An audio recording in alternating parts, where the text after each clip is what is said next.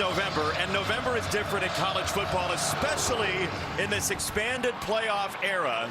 You've got to win your league, and Texas Tech is trying to win that league. Behren Morton, the leg injury, triceps injury, he's been through all of it, and Texas Tech needs him to get there, especially with the injury to Will Hammond. Yeah, and I think they realized that over the last few weeks with him being out. The swagger that he brings elevates the game of everyone, not just on offense, but on the defensive side of the football. As you can see his numbers there, completing the ball at a high rate, 68%, the 13 touchdowns to 3 interceptions. And he and this receiver corps are so excited to come out here today and attack this Kansas State defense. I bet you he's throwing it here. Well, let's see. Yeah, he's going to throw it. Jacoby Williams, get him an easy one to get him underway, and Behren Morton's got a quick 6.5. The tackle for Des Purnell. It's an offensive line that's been in flux with some injuries. Will Jados back today. Yeah, this offensive line has not played to the level that they want to in the last 2 games. Now they got their quarterback back, and they got to protect him. And Terrence Carter Jr. being back at the tight end spot is really going to be beneficial to them in the passing game. This run game has been thunderous so far. It's a first down for Jacoby Williams on a gain of 8. Kansas State made that change to a 4-man front this year, and it took a little while to get acclimated. Yeah, and they really believe they have a lot of depth on that defensive line. But can they stop this run game? It is Williams, and he's tripped up across the 45. BJ Payne got his ankles, or else Williams might have been gone. Yeah, Jacoby Williams, last week, his first 2 touches were both touchdowns, and now they've given him 3 touches within the first 4 plays of the game. And Behren Morton now. He'll throw a leisurely pocket and a drop by Aiken. Boy, Aiken so reliable. Could not reel it in at 2nd down. There is an array of weapons here. Yeah, it's almost like an embarrassment of riches. They have so many eligible guys that really any of them could be the player of the game. You're talking about number 3, Coy Aiken, Caleb Douglas, Reggie Virgil, Terrence Carter Jr., Cameron Dickey, and Jacoby Williams. Any one of these guys could take over a game, and it's a great thing for a quarterback to have. You saw the drop numbers slide in as Virgil hauls this one to the 35 or so. It's a gain of 7. It'll be 3rd down, but drops have been an issue, penalties have been an issue, and still it's one of the best offenses in the country, top 4 in scoring. Yeah, Jason, I think it's because of the switching in and out of the quarterbacks. They've had those 3 different quarterbacks that have played significant snaps this year. And obviously, Behren Morton throws the ball differently than Will Hammond. But on 3rd downs, it all starts. You see their 50% completion conversion rate here, 13 in the country. It starts with number 7, Terrence Carter Jr., who's right here. And there's one of those penalties. Man, oh man. False start, number 70, offense. 5-yard penalty, 3rd down. That is the 30th false start or holding penalty for Texas Tech this year, top 10 in the country. And right here is Jacob Ponton, just a little shift, the shoulders went a little bit before they needed to. It's a little bit of that crowd noise having an impact already early in this game. They certainly felt it in Salt Lake City for Big Noon a month and a half ago. Texas Tech did. Behren Morton with the pump. It's a middle screen. It's intercepted. Austin Romaine picked off the middle screen. And K-State has another one of those turnovers you were talking about.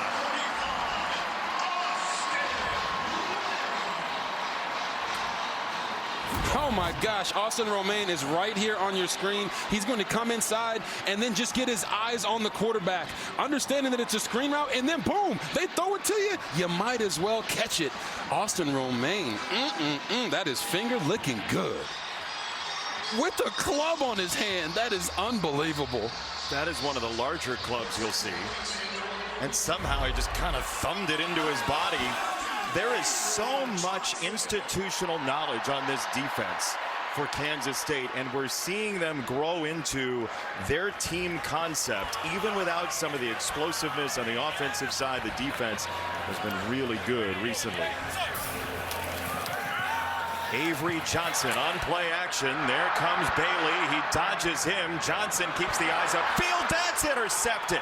Bryce Pollock picks it off. Right back for Texas Tech. Wow, these guys are trading turnovers. That's his 4th this year. I hope you like turnovers, folks. Both of these guys throwing these balls into what feels like a defensive team meeting. And you're going to see it right here. Bryce Pollock, Jace Brown falls down. Avery Johnson isn't even throwing that to Jace Brown. He's throwing it to the receiver who's coming across the formation, Jerron Bradley. But Pollock says, no, sir, ball's in the air. It's mine. Texas Tech ball when we get back. College football, he's done a masterful job keeping everybody engaged in what could have been a lost season. As here is Williams on the run. Right, I mean, Kansas State could have easily gone south. Yeah, when we talked to them before their Arizona game, he said, you know, don't panic, don't have doubt, don't throw in the towel, and we'll see what our team is truly made of. And they've gone 3-1 down the stretch since. That's a first down. Jordan Allen, the tackle. But Kansas State, with those couple losses in the Big 12, it still could be a two-loss team that ends up in the league title game, depending on what BYU and Cincinnati do down the stretch. This is a pivotal game in the start of November.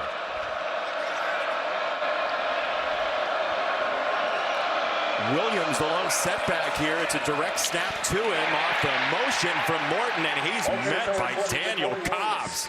Gruesome. Just listen to this hit.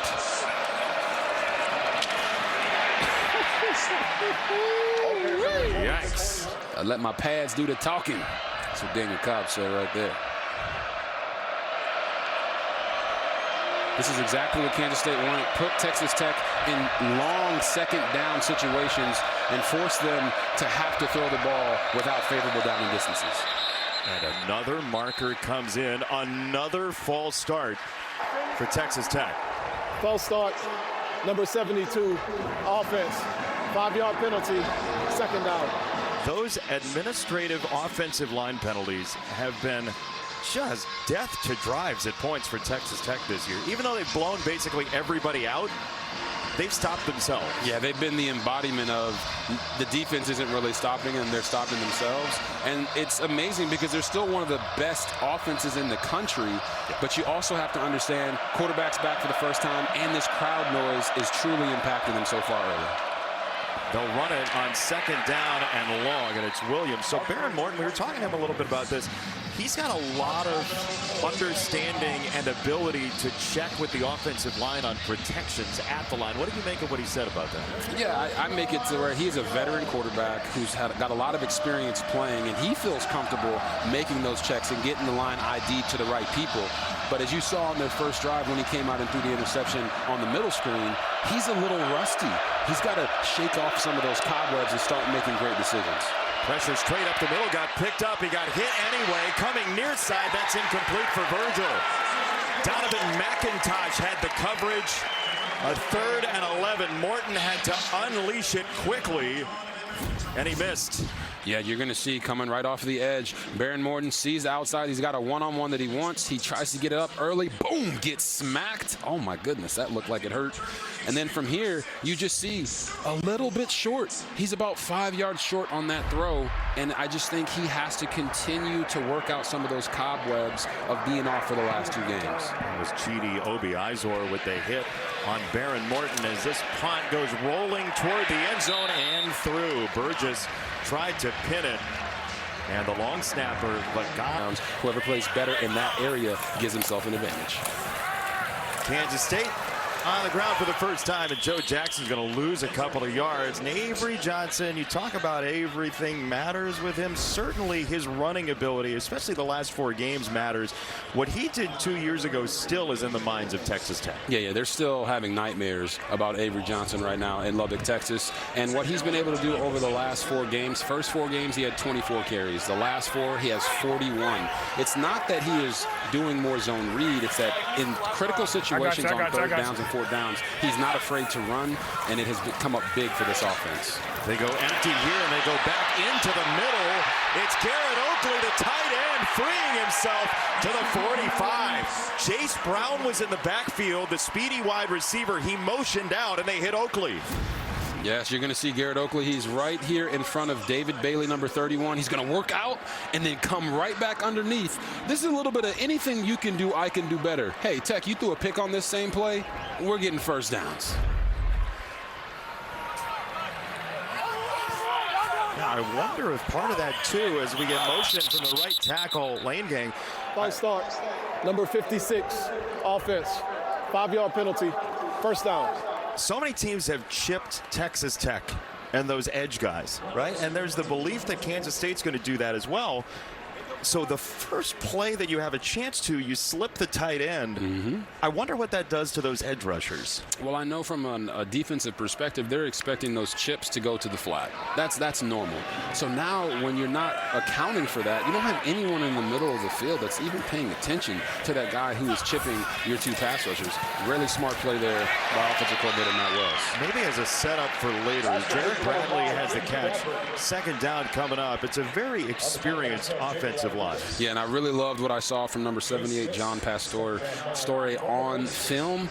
People mover, cutting the defense. When they run outside to his side, they average more yards per carry than anywhere else. And then Jace Brown, wide receiver number 1, think speed, need for speed. He's the guy that they have to get the ball to today. Texas Tech backs off him a little bit. That's Tibbs in motion, and it's a run for Avery Johnson. And shades of the type of power run he had 2 years ago in this game against a defense that is as good against the run as anybody in the country, Robert. And it's because of these two outside pass rushers, David Bailey and Romello Height. You're like, wait, you just said they're good against the run. Well, they force you into throwing situations on offense because they get ahead of you, and then they unleash those guys. And the number 10, Jacob Rodriguez, is the best linebacker in the country. We talked about him in the open. His ability to be an Ed Reed-style linebacker where he can trick quarterbacks into getting him the football by freelancing is something I haven't seen quite from anyone else this year on tape. Avery Johnson on the fake from Brown. He's gone again. Avery Johnson against the Red Raiders, a guaranteed touchdown.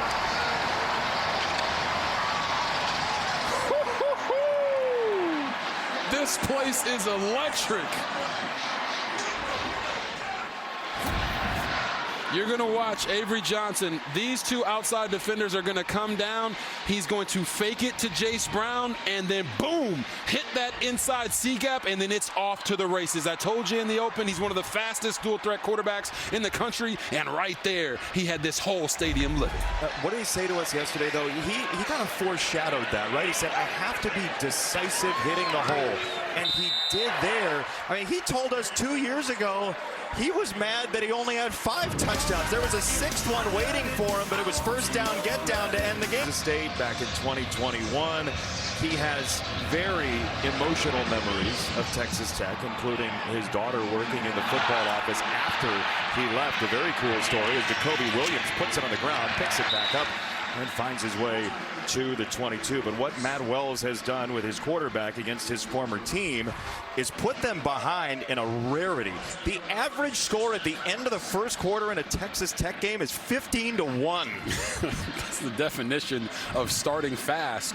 And you talk about this Tech offense not doing that, but you hear from offensive coordinators all the time, man, we got to be multiple. We got to attack him in all these different ways. And that's exactly what OC for Kansas State has done. Matt Wells, they've hit him with the running game, quarterback run, formation and empty, middle screen.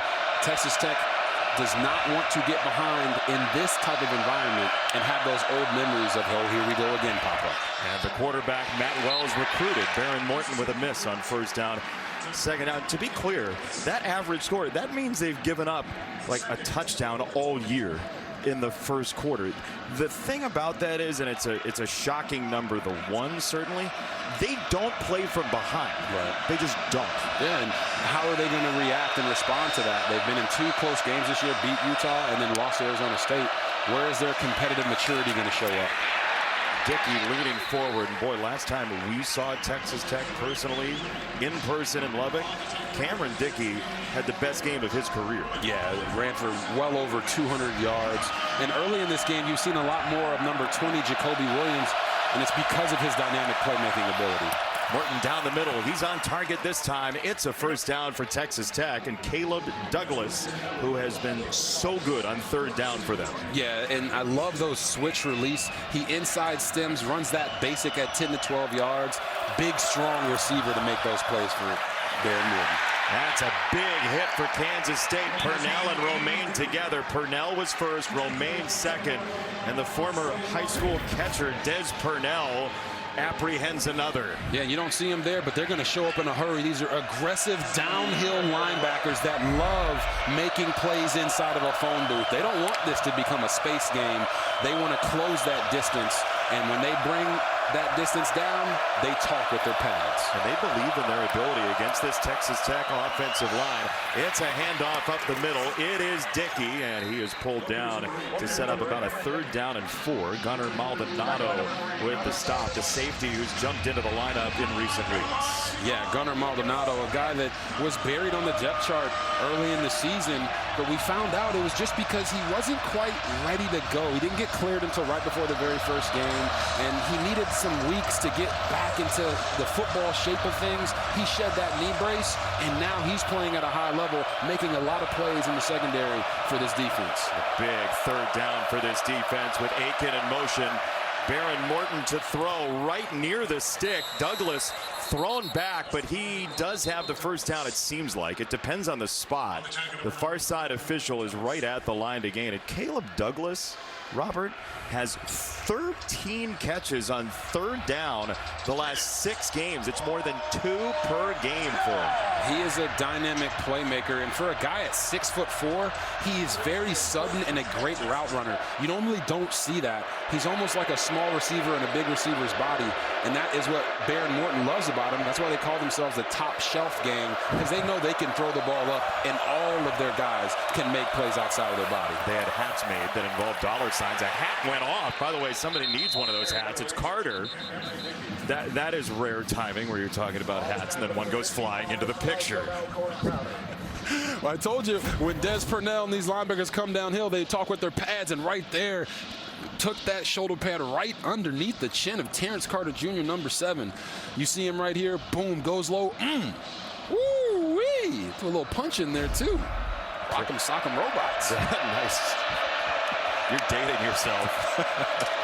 It's another handoff. It's Dickey right into the thick of it, and he is driven back by Purnell and company again. Another 3rd down for Texas Tech. They've had 4 already in the game. And they haven't been the most favorable 3rd down distances, and that's exactly what defensive coordinator for Kansas State, Joe Klanderman, told us he wanted to do. It's exactly what linebacker Des Purnell told us.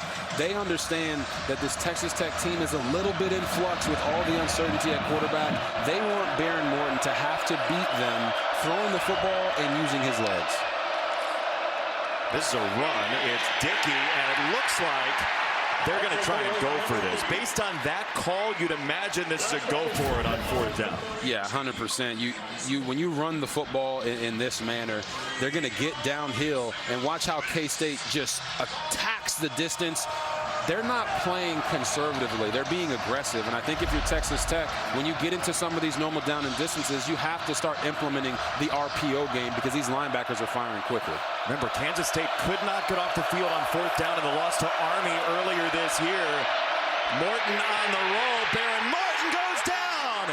He is sacked by Uso Seumalo, who would not be stopped.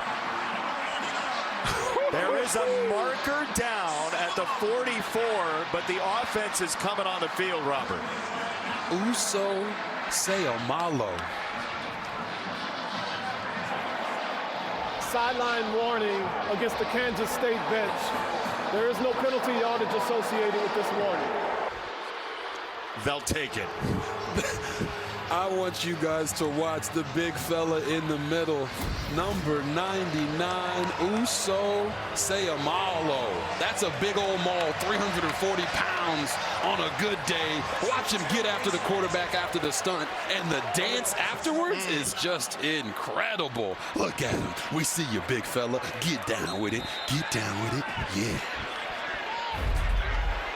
He could have gone for like an hour. I could have watched him too. Yeah. First down, Kansas State, short field. Avery Johnson. Oh, that came out weird. Oh, he got smacked in the back. That was A.J. Holmes that created that havoc. Oh, my.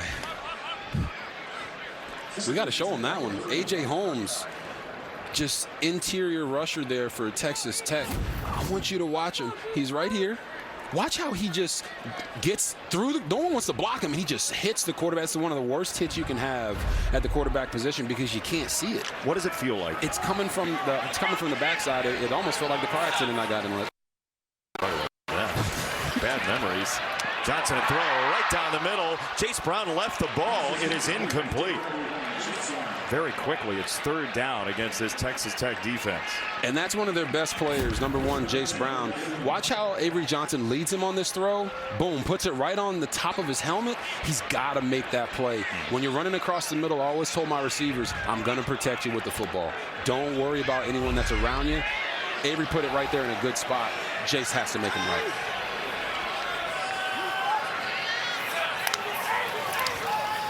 Third down. Johnson for Brown again, right back to him. Incomplete coverage from Brendan Jordan, the safety, and Jace Brown felt like he had a step, and we'll see if he's all right. He was down on the ground. Will they go for it? Yeah, you're going to watch this route combination. It's what we call a box fade. You want to attack the leverage of the DB and then get skinny through and leave some space on the sideline. He starts to run a little bit towards the sideline too much. Avery Johnson left it inside there, and those types of hits right there. I did play receiver at one time. Oh, then you stopped. When you know you got a guy beat and the QB leaves it a little bit too inside, that fall hurts a lot more. Let me take a timeout here. It is odd that they didn't run the ball. Teams throw the ball more than they run the ball. On first down against Texas Tech, kind of get baited into this quick 3 and out. We'll see what they do when we come back.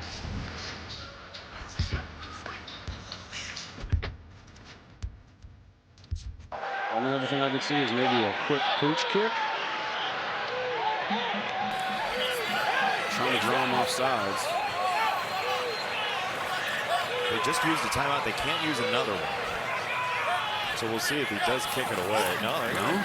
He's going to throw. In the face of pressure, it's incomplete for the tight end, Oakley. 4 passes, 4 incompletions. Texas Tech takes over. Yeah, don't love it, but the route is going to be, he's going to run here and kind of come out of it. And what you're going to see is he is open.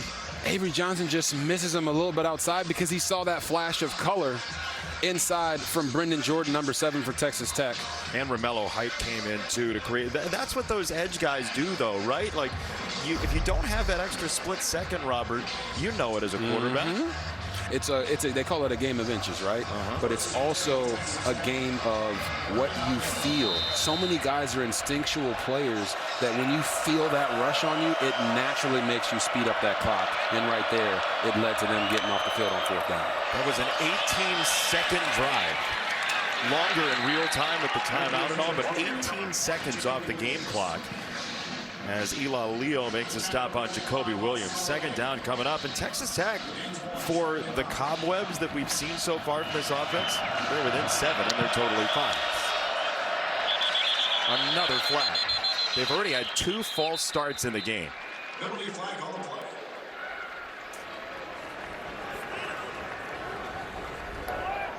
Encroachment, offense. Number 1 was in the neutral zone at the snap. It's a 5-yard penalty, 2nd down. I know you woke up this morning, you said, I haven't seen offensive encroachment in a while. That would make my day better.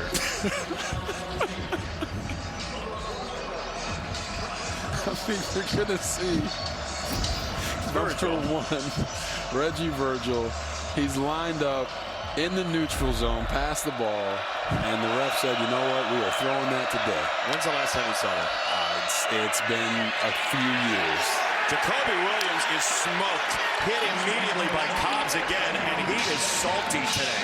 Yeah, Daniel Cobbs is playing well, and you're going to see he gets off this block right here. This is Cobb coming down. You're going to see him get off this block of Coy Aiken. And whenever you throw these little bubble screens out to the receivers to get them in space and make plays, that person at the point of attack that is making the first block is the most important.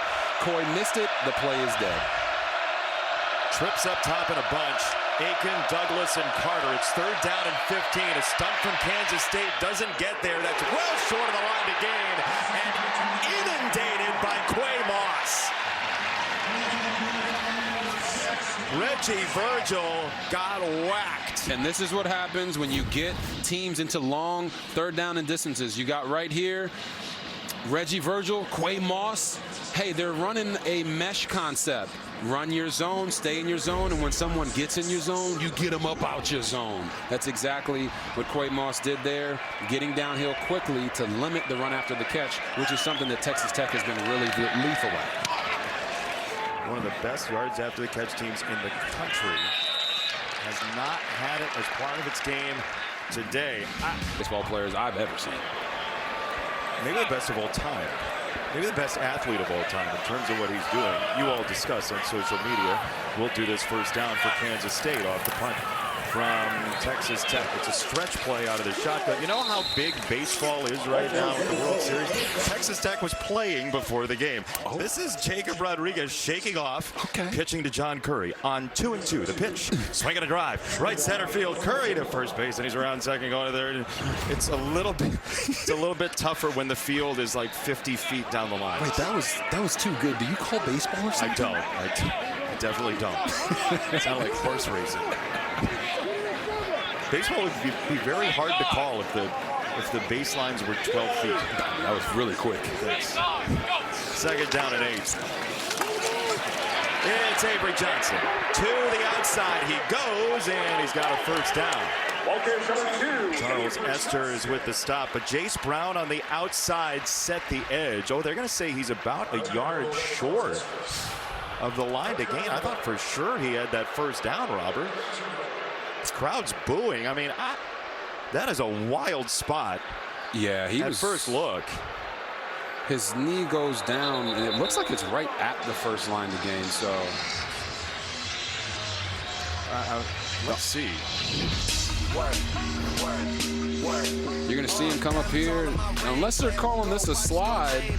No. It looks like he's beyond the first down. Spot looks like a pretty good one. So they're going to call it 3rd and 1 and a good spot on the field. No need to review. Avery Johnson says doesn't matter. It's a first down.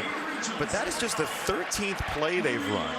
And Kansas State has run 111 fewer plays than Texas Tech this year. We figured it might go like this. Yeah, their plan is to keep the Texas Tech offense off the field by putting together long drives. That's why you could hear in head coach Chris Kleinman's voice that he was upset about the 4 straight passes on the previous drive. It's because that's not K-State football. They know what they have to do to win today, and that's simply stay on the field and matriculate the ball down the field.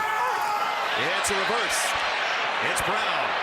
Jace Brown into space. It's a first down for Kansas State, the most explosive skill position player outside a quarterback on their roster. I just love, watch the tight end here. He's going to fake like he's going to backside block and then whip back around and be a lead blocker for the fastest man on the field for Kansas State, Jace Brown. And Avery Johnson's roommate, by the way. They've lived together for years now here in Manhattan, Kansas. But you see the tight end, they run a top 10 amount of 1 running back, 2 tight ends, along with that explosive wide receiver, Jace Brown. Correct, and Garrett Oakley has been a real threat for them in the pass game, so for him doing those things in the run game is so important. It's Swanson, the tight end this time, but Brown makes the catch and then puts it on the ground. The ball is on the ground at the 47, and we'll see what the call is. Did he tuck it away? Yes, it's a fumble. Another forced fumble by Texas Tech, and they'll take over. They work on it every day, and Curry recovers this fumble. Yeah, you're going to see Amir Boyd right here in coverage, number 27. He goes back, boom. When the receiver makes the play, you come in, punch and tackle. He knocks it out, and then there's Johnny on the spot. John Curry picks it up. Texas Tech ball when we get back. Certainly understand frustration for Texas Tech fans here as Jackson has a run. He'll cut it back. Mike Pereira, what do you think of that call? Clearly tuck it away. But the problem is here, we're analyzing this play in slow motion when we have asked replay to look at it at real time. Is there all 3 elements? Is there control? Is there a body part? And then there is time. Is there time? And to me, when you look at this in real speed, to me, I really like it that it was called incomplete. But technically, once it went into review, I think he almost had it long enough. Because of the call on the field, right? The call on the field was that it was a fumble, so you'd need to have enough to overturn. Thank you, Mike. Appreciate it. 3rd down and 6. They'll get quickly to the line, maybe to try and thwart this pressure. It's a clean pocket for a moment for Avery Johnson. Now he has his eyes upfield. He's going to run and stretch out the ball. It depends on the spot. And he is well short. So it's 4th down and playable for Kansas State. Yeah, you'll see him running here, and he stretches out, but he steps out of bounds right there, short of the 1st down marker. 4th and 3, they're going to go ahead and punt it and try to shorten this game and make a long field for Texas Tech here. What do you think? I don't love this. You went for it on 4th and 10, a few yards forward from this point. So now here at 4th and 3, you would think you'd be more aggressive in that situation. Instead, Simon McClannon on the punt. And this is fair caught back at the 10 by Aiken. So Texas Tech catches a tough break, but they get the ball back. Trailing by 7 here in Manhattan. A weird one so far. What a fun Manhattan, though. Yeah. They're backed up. Baron Morton, short set, quick throw. Nice job by Rich to jump that route of Douglas. He was on it, and it's 2nd down.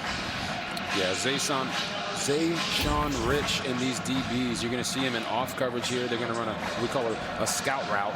Just a nice out route at 5 yards. He's supposed to come out of that a little bit faster, and I think that's what Baron Morton was expecting. But this offense just seems out of sync, and I think they need to make a decision to run the football and then audible to man beaters if they get man.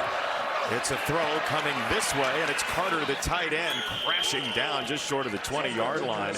It'll be 3rd down and 1 coming up, and this may be that run you're talking about. Yeah, and Terrence Carter Jr., number 7, is the mismatch on this team. He's a tight end that moves like a wide receiver, and there you see Cameron Dickey getting vertical to convert that 3rd down, which might be the most important 3rd down in the entire game for this offense. Could be. Sayamalo looked like he was going to engulf him, and Dickey, a little sidestep there to get the 1st down at 8 yards. Morton again loads at time. He'll come this way into the shadows again, and he's got a completion for Douglas. Rich on the coverage. It'll be 2nd down from the 35. And Texas Tech, they like the tempo. And they really love the tempo after they get that first 3rd down, or that first down. Morton pats it a couple times, throws it up. There's a flag down. It's incomplete. Lord have mercy.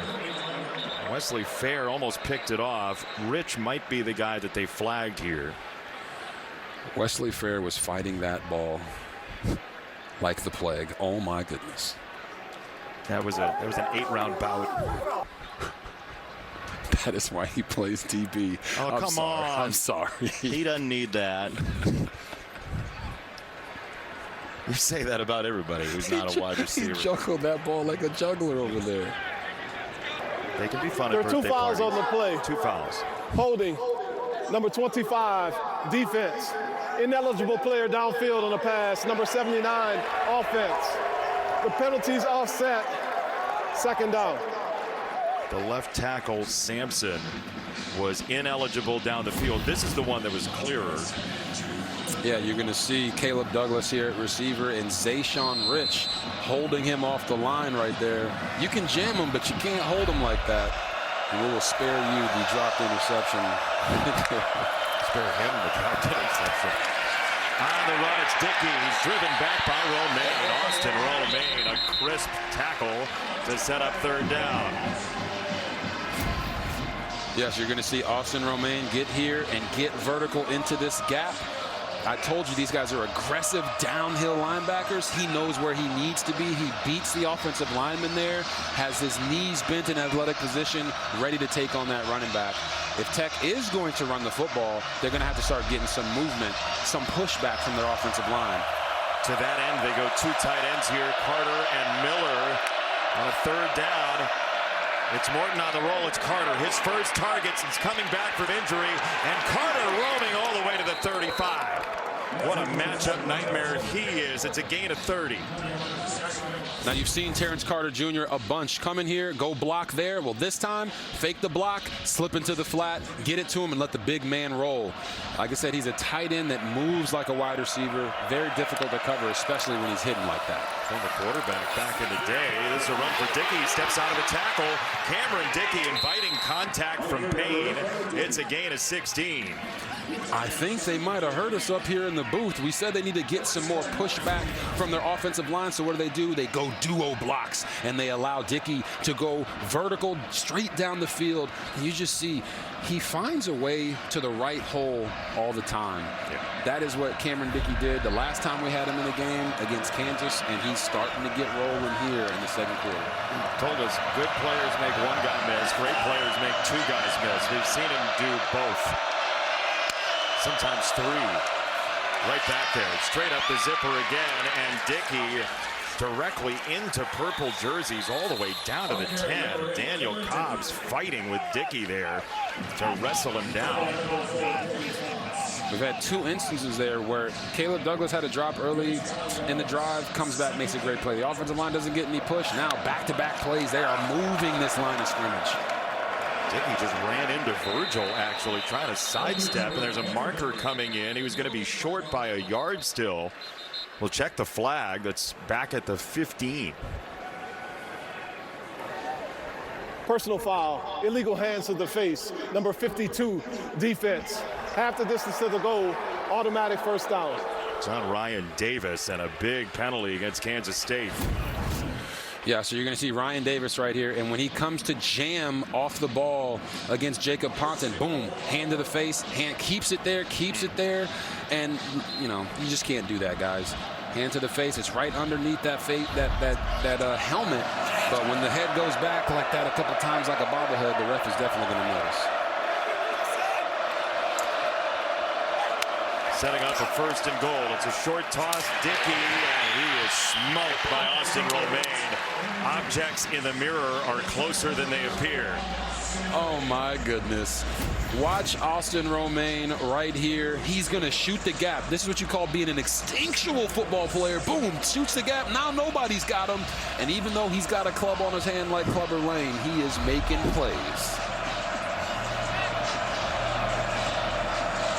Second down for Texas Tech.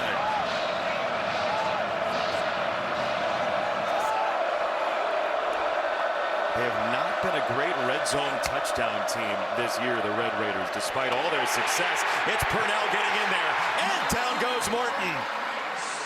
Romaine closed the deal with that club, and it's 3rd and goal. It's a loss of 11, and Morton is down for a moment. You're going to see Purnell here and Romaine here. Watch how they both shoot this B gap and make it a living hell for both the guard and the running back. I told you they're downhill fast. They see it, they want to get it, and they understand that inside of a phone booth, they are very difficult to deal with. So put them in the phone booth.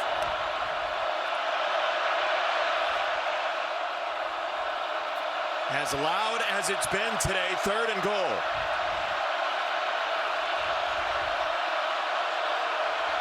A lot of movement at the line for Kansas State, and let's see. Timeout, Kansas State is the initial signal. Chris Kleiman's not happy. 3rd and goal from long range when we come back for Texas Tech. Oh my gosh, what a job. Tremendous call in the race. Bring your ticket to the window. 3rd down and goal. Here's a throw for Dickey. The catch at the 15, and he'll be down at the 11. Chris Klieman, we got to get a catapult on him. See what we were talking about, feet per second. That is great stuff. And that is a coach who, I mean, he won so much at the FCS level. Came here, they had that magical season a couple of years ago to the Big 12 title game. And they get a stop here. They're playing really tough against a Texas Tech team that has its quarterback back and wants to stay in that one-loss category of the Big 12. Stone Harrington for this field goal just short of 30, and Texas Tech is on the board for the first time today. Now we'll find out together. And it's really important for Texas Tech to show that they can win these close contested matchups, because as they move forward into the season, that's what it's going to be. Their hopes and dreams lie in the Big 12 championship, and that's going to be against a great team. Yep. But they got to take care of this one today, and right now Kansas State is allowing them to stay in this game despite starting the game so slowly.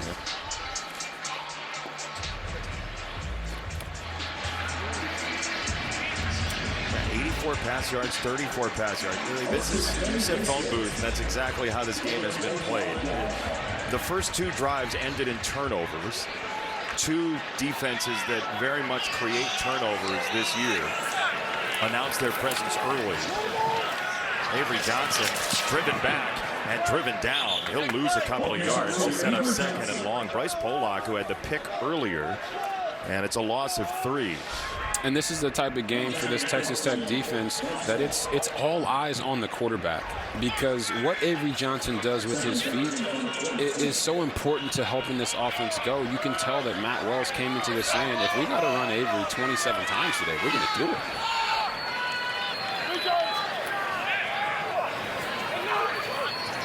Rodriguez was up at the line. Now he backs off. Jace Brown in motion. A lot of yelling at the line. Finally the snap. Avery Johnson on a screen. Ball came out again. It's out again, and Pollock has it. Jace Brown put it on the ground again. The question is, did he have the ball long enough when Rodriguez punched it out? It's the same question as earlier. Jace Brown can't believe what's going on today. Yeah, you're going to see Jace Brown makes his catch on the middle screen, catches it, tucks it. Oh, they're going to say he never got a chance to tuck that one fully, and they'd be right on this one. He never has full control of this ball. You see him catch it, go to tuck it, and it's already loose. If they said the other one wasn't a catch, it's more than likely they're going to say this one's not a catch. I agree with you. Yeah. He did take an extra step this time, though, so that's part of it, is how much time elapsed. But he was juggling it. Rodriguez, who's just unbelievable at that, punches it out. Texas Tech is at the line. So let's see if they stop this. I agree with you, Robert. I thought for sure they'd stop it here. But instead, we're going. Big turnover. Good for Texas Tech fans. Yeah, they'll take it. Morton on a handoff. It's Jacoby Williams. It's a gain of 1. 2nd down coming up. The time element there, right? He did have the ball tucked, it looked like. But I would absolutely believe a Kansas State fan that said, well, if the other one, you should at least stop this one. Yeah, 100%. But that's not what they did. They said that it appears that they're saying that that 2nd step was enough for them to say he was just juggling and he had control. Reggie Virgil, quick move back to the outside, and he's hit by Cobbs. It's a 1st down. By the way, you saw him in the background there. Cash Cleveland in at left guard for Texas Tech. Yeah, you're going to see Reggie Virgil just nice screenplay. Boom, catch it, get vertical, make one guy miss, right? We say the good ones make one guy miss, the great ones make 2. Right there, he almost made 3. He paid for it, by the way. Virgil comes off the field. Leighton Stone checked in for him, the freshman out of Lubbock at the top of the formation. Morton in motion. Jacoby Williams faked it that way, and now he'll run, trying to bounce it. Stood up, and he ran through it down to the 1-yard line. Zayshawn Rich versus Williams was a prize fight. And this is such a good job of Texas Tech. You got the Wildcat, and what do? You force the corner to tackle, and you get him off you right there. Jacoby Williams, very physical at the point of attack. Romaine got his hands on him this time. It's a loss of half a yard. It's 3rd and goal for Texas Tech. Now, do you run it here, or do you throw it? Yeah, 3rd and goal.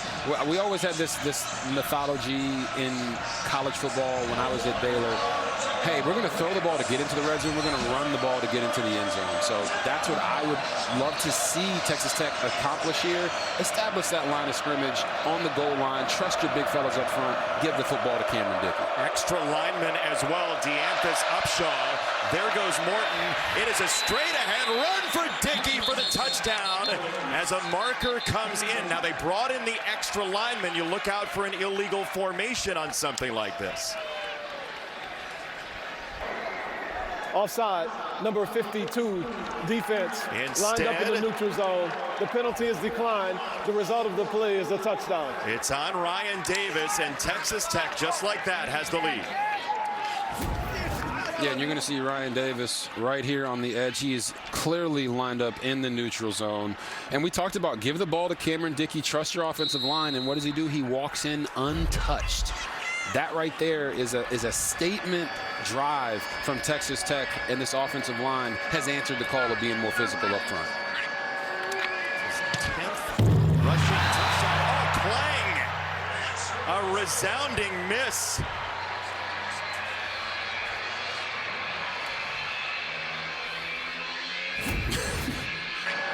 Let's listen right in. Stone Harrington sent.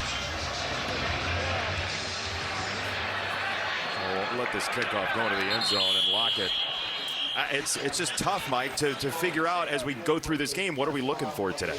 Yeah, it makes it very, you know, when you try to look for consistency, this makes it pretty difficult. Look, we look at things in real time, and I get concerned when we overturn things that we shouldn't have, but I'm equally concerned, for example, there's different types of play. When it's a change of possession, you've got to take a look at that when there's any element of doubt at all. So it's kind of hard to have a lot of faith in the system when you're having these types of plays. Mike, we appreciate it. Your candor, you're great at what you do. And it's what we're all seeing here, too, today. So thank you. Kansas State takes the brunt of that one. Each team has gotten a break on a play like that. And off we go on a first down for Avery Johnson. He'll climb the pocket straight ahead and crumple down in a heap for a couple of yards. Braylon Rigsby with the stop. Jacob Rodriguez told us yesterday that around their facility, they have footballs on springs just periodically as you walk through the hallways that they try to just punch loose. You ever heard that before? I have actually never heard that one before. You hear people talk about, hey, it's a mentality. You got to have an on-ball mentality. But to have the footballs on the springs just littered throughout the facility is something that I haven't seen, but I feel like everyone else in the country is going to copycat that now. Here's a run, and that's not going anywhere. Oh, my goodness. Cole was nasty. Huge hit on Jackson. It's a loss of 1, and suddenly it's 3rd and 9, and this is the fear that Chris Klieman talked about with Alexa. You can't have short drives against these guys. Yeah, especially when Texas Tech's offense is such a quick strike offense. Once they get rolling, they start to put up points in bunches. You want to keep them on the sideline as much as you can. You talk about Cole Wisniewski right there. He's coming down from 12 yards deep as a safety and making that play at the line of scrimmage. If you don't show them that you can run the football or throw it over the top, these safeties are going to constantly be making plays at the line. The work out of empty here. 3rd down and 9 for Kansas State. Oh, goodness, look out. David Bailey, the sack leader in the nation, gets home again. Oh, my goodness. The boogeyman right here off the edge. David Bailey, watch this first step. Boom! Gets vertical, nobody's got a chance, and he gets to the quarterback. You don't even have an opportunity to see the field. That's how fast he's getting to the QB. And Lord almighty. Jacob Rodriguez said to us yesterday,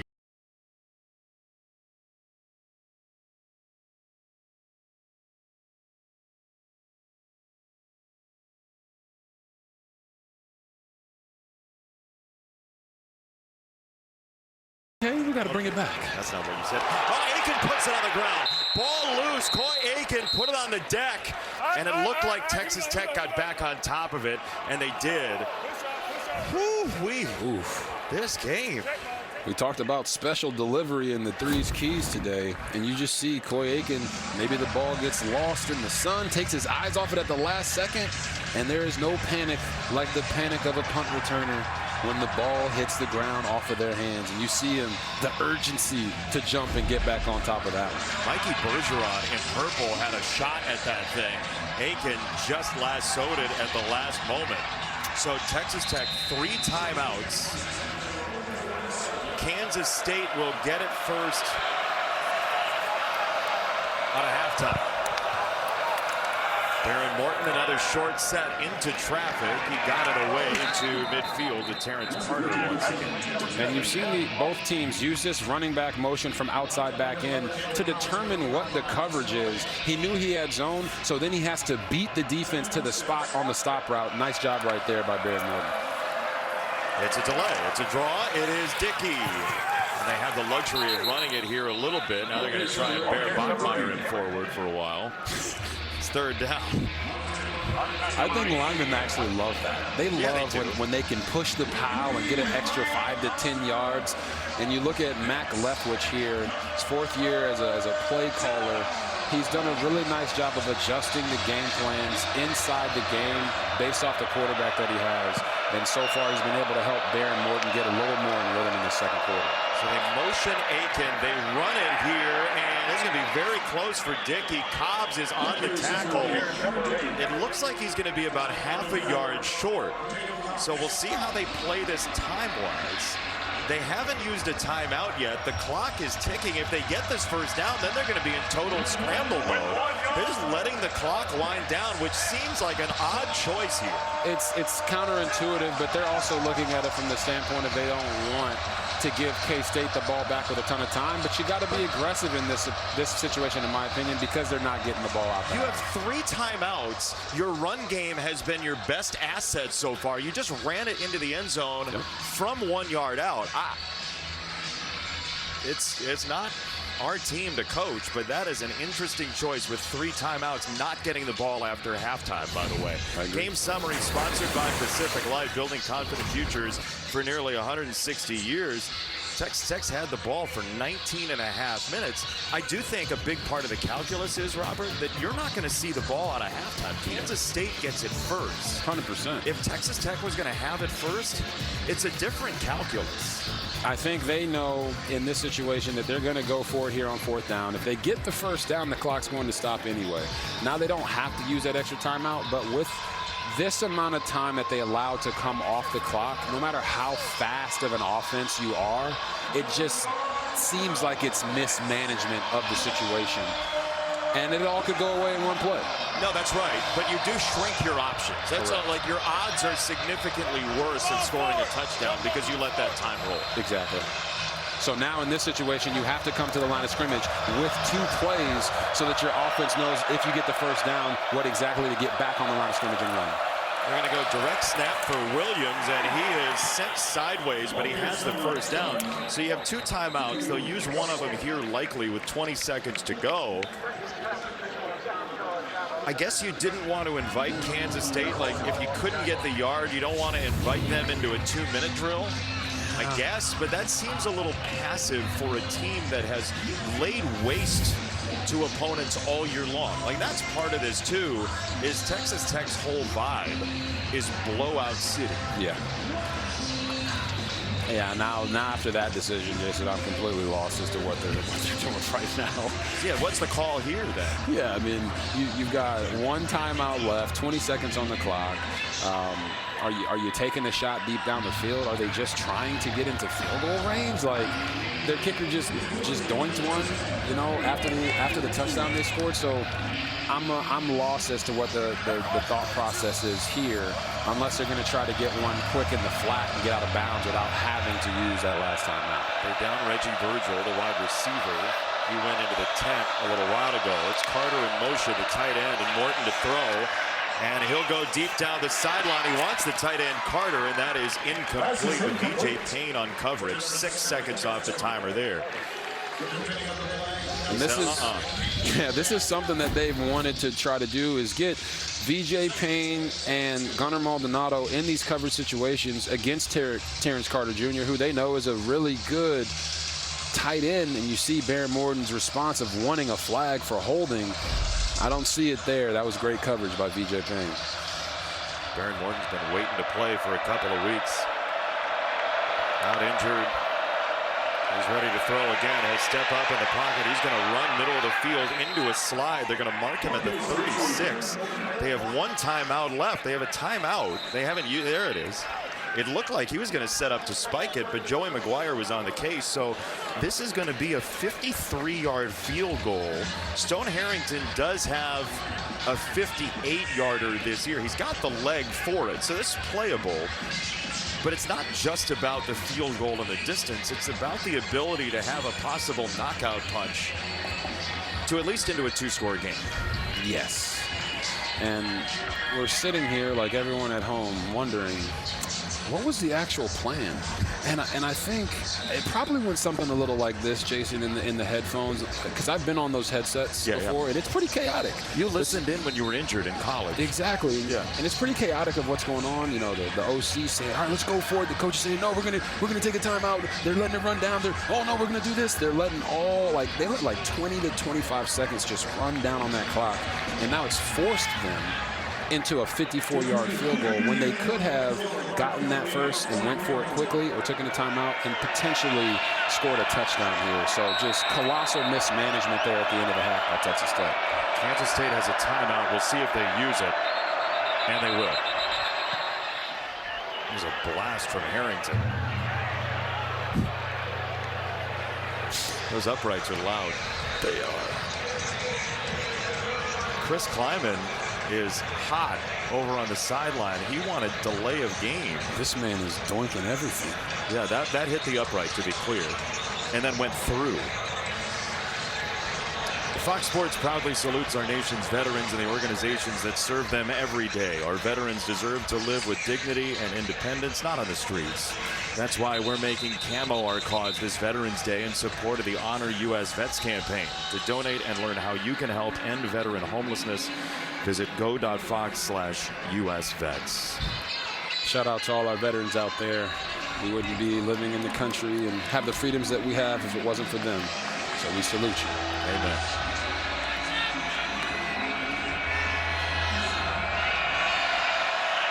Harrington to try it again. He hit the upright and sent it through last time. No timeouts remaining. Go time for Harrington from 54. This is on the way, and it is good. Oh, he drilled it. You never go full doink, and right there he went right down the middle. Whew. Texas Tech has aspirations of big things this year. They want to get to the college football playoff. They're up 5 downstairs to Alexa. And K-State stands in their way. Coach Kleiman said he reminded his guys at halftime what he told them all week. Tech is a good team, and they're going to take advantage of our mistakes. He feels like they gave them 9 points off of their turnovers. And for Tech, Coach McGuire said those pre-snap penalties are absolutely killing us and killing our drives, putting us in 3rd and long situations. JB, he did smile, though, and say, we have won the turnover battle. So far, he's happy about that. And we know J-Ron had the punch out. He wants to see more from his defense. Yeah, it should be a new Nintendo game. Jacob Rodriguez's punch out, right? The sequel from back in the day. It's first down for Kansas State. Alexa, thank you. From the 25.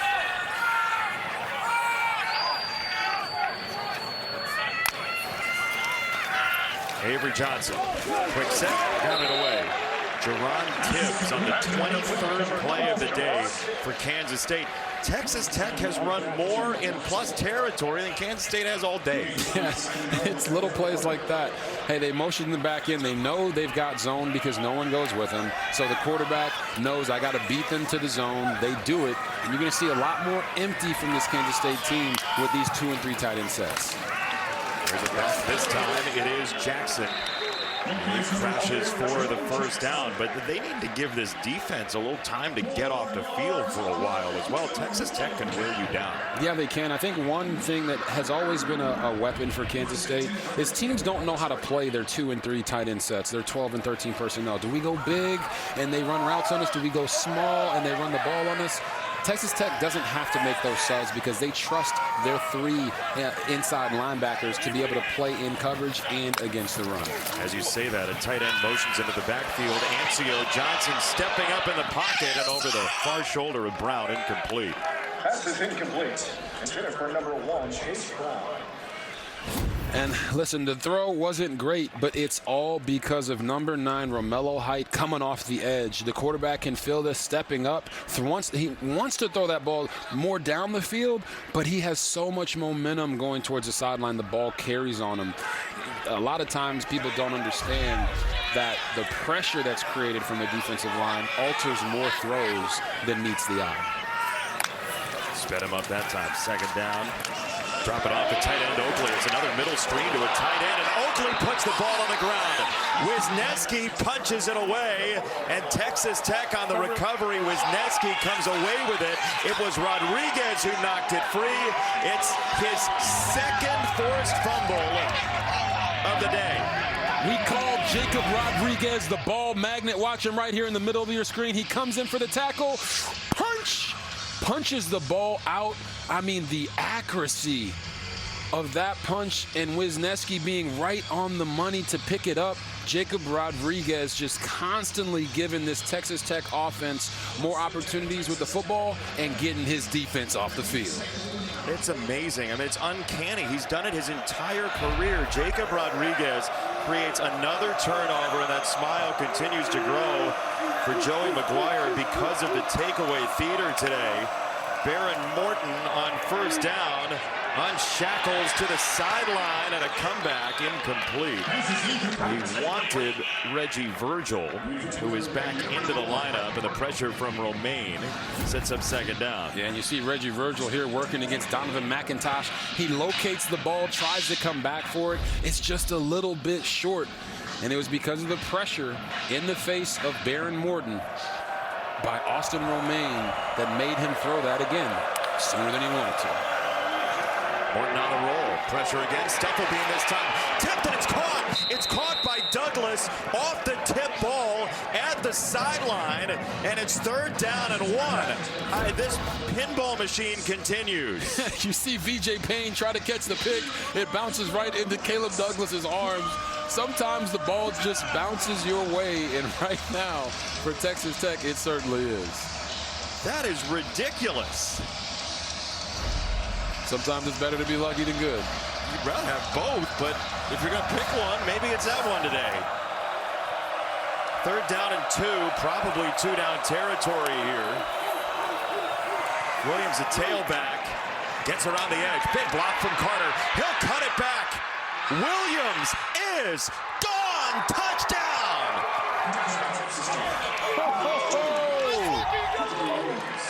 What a run by Jacoby Williams. And you're going to see Terrence Carter Jr. come out in front with the lead block. And watch how Williams hits Zayshawn Rich right there as, hey, man, get out the way. I got a touchdown to score. Jacoby Williams, the former high school 110-meter state champion, high steps into the end zone. Texas Tech is 15th in the country in rush yards after contact per carry. These are two very tough tailbacks. It's Jacoby Williams this time after Cameron Dickey got them in earlier. But another turnover for Texas Tech and this very opportunistic defense. Jacob Rodriguez's punch-out continues. Wisniewski, the recovery, touchdown for Williams. Here come the Red Raiders again. See that. He knows where his guys are and that he has the ability to punch it out at the right time.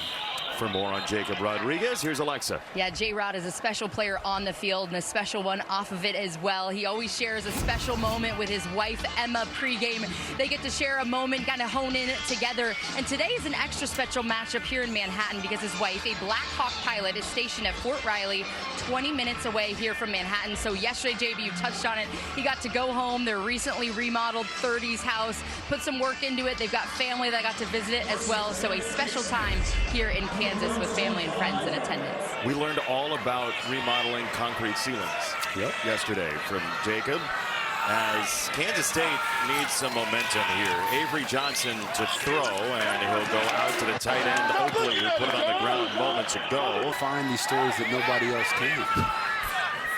Second down and 5. Here's a handoff. It is Jackson, and he is swarmed. Ben Roberts, the only linebacker we haven't mentioned so far today, and he's been important to this defense too. Yeah, Ben Roberts right here in the middle of that defense. Watch how him and Jacob Rodriguez flow over the top, and they've got 3 Texas Tech Red Raiders ready to make that play. 7, Brendan Jordan. It's 5 tackles for loss for Texas Tech already on an average of nearly 7. Looks like they'll get there today. And again, you got Kansas State in 3rd and 7, a longer situation that they're not really built for, but they're going to try to, again, get this football to Garrett Oakley, their tight end number 86. Height and Bailey switch sides. Bailey got there anyway. It's down the middle, Chase Brown.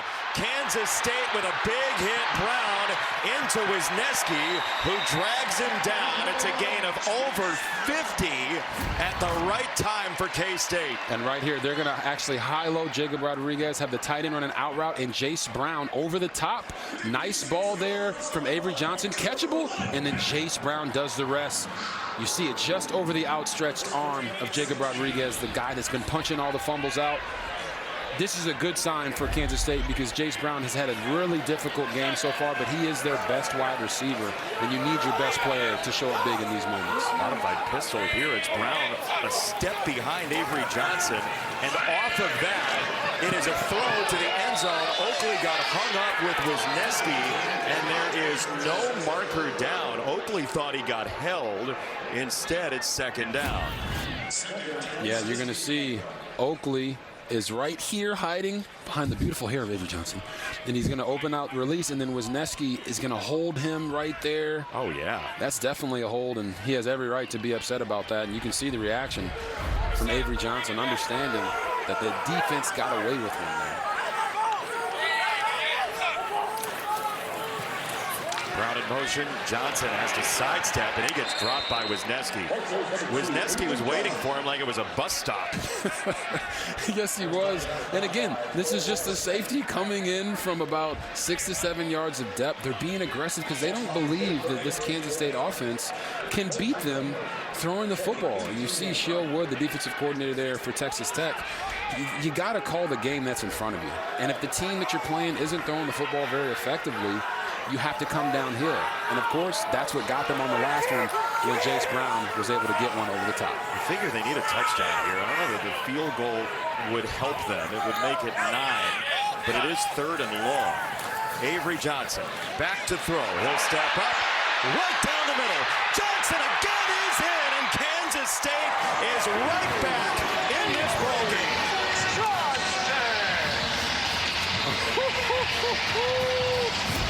What a run. You're going to see Romello Height right here is going to come around with the defensive tackle doing a DT tackle stunt. And what happens is you lose your rush lane integrity. And what did I tell y'all? Avery Johnson is one of the fastest dual threat quarterbacks in the country. Most players can't make this play, but Avery Johnson can. You see his hair flowing in the wind, looking like a Head and Shoulders commercial. That was a big time play, and JB, you called it. They needed a touchdown, and he delivered. Had to have it. I mean, he gave away his lilac sports car where the hair was flowing in the breeze here in Manhattan, but he figured he'd just get up to speed with his own feet. That was fast. That was fast. He can fly, man. Avery Johnson for the second time into the end zone. One-score game. Of this series, Kansas State has relied on his ground game for most of its offense. That was rolling into the end zone. And a touchback. Jacoby Williams will let it roll. Our Aflac trivia question. Get help with expenses health insurance doesn't cover with Aflac. When was the first Big 12 conference game, and who played in it? Now, we're showing it to you in the middle of Kansas State, Texas Tech, Robert. So I'm guessing Kansas State was in that. It could be a clue, or it might not be. It might not be as well. Could be anybody. You think it over, I'll think about it. and we'll give you the answer shortly. Do you think it's a ruse? Do you think we're just pulling your leg here? I don't think you're pulling my You leg. don't think? I don't think so. We'll find out after this. Baron Morton on first down. Pump fake. He'll look the other way and whistle it that direction to the 31. 7 yards. Reggie Virgil sets up his second down and short. Last 4 drives. You'll take that. Yeah. No, they found their rhythm. What was that sound? It was just, I was thinking about how excited I was to watch Barrett Morton go from one side of the field to the other side of the field and flick, just with the flick of the wrist, make that throw. He is playing more in rhythm. So that's probably why they've been better. Cameron Dickey stepping through tackles. It's a first down. There is something to spending a couple of weeks on the sideline, right? And then getting back into the thinking shape to play the position. Is that right? 100%, because you do have to be able to play freely, but attack the defense with your mind. Here he is. Morton, it's a deep ball. Left sideline, dropping it right in for Virgil. Oh, what a ball from Baron Morton. And we've seen Baron Morton take a couple shots down the field that were a little bit short, but I want you to watch this man, Reggie Virgil. Work that, and he's down the sideline, and watch him. Late hands. Those late hands right there prevent the DB from being able to make a play on the football. Beautiful throw, beautiful catch, great execution. He applied his trade in Oxford, Ohio, at Miami, Ohio. He was a tremendous player in the Mid-American Conference and shows up here to Texas Tech to be a major factor. I tell people this all the time. It sounds, redundant. The only way to get better at throwing the deep ball is to throw the deep ball. Barron missed a couple, and he corrected it right there on that one. Two backs on the delay. It's Dickey. And BJ Payne might have saved a touchdown. How about that design? Two back set, fake it to one, delay it to the other. A little counter action. Yeah, whenever you have two backs like this, we saw Cameron Dickey go for over 200 yards. You know that he can be a reliable threat. We saw Jacoby Williams have the beautiful touchdown run down the middle of the field. It just keeps the defense guessing, giving them eye candy. They got to pay attention to it all, and that's when you smack them in the mouth. It's Carter in motion, the dangerous tight end. Morton pats the ball a couple times into the end zone. Incomplete for Douglas. And McIntosh on the other side from Rich with the coverage. It's third down. Yeah, you're going to see this throw from Barron Morton. He's got all this space to work with, and it's just a little bit behind Caleb Douglas. And this will be the moment where I say it touched his hands, JB, but it wasn't supposed to be a catch. That's a bad throw there from Barron Morton. He needs to put that a few feet in front of his receiver, and they'd be celebrating. They'll go empty. You see those wide splits there. So tough to defend. Douglas, a one-handed grab, and let's see where the spot is. It looks like he's going to be a little bit short, and a big decision coming right now for Texas Tech. Yeah, you're going to see. Gets the catch. Now it's about where's the ball at. He almost tries to put the ball out at first. Yeah. And they looks like he was a little bit short, and they're doing the right thing here, keeping the offense on the field, going for it here on fourth in what looks like a few inches.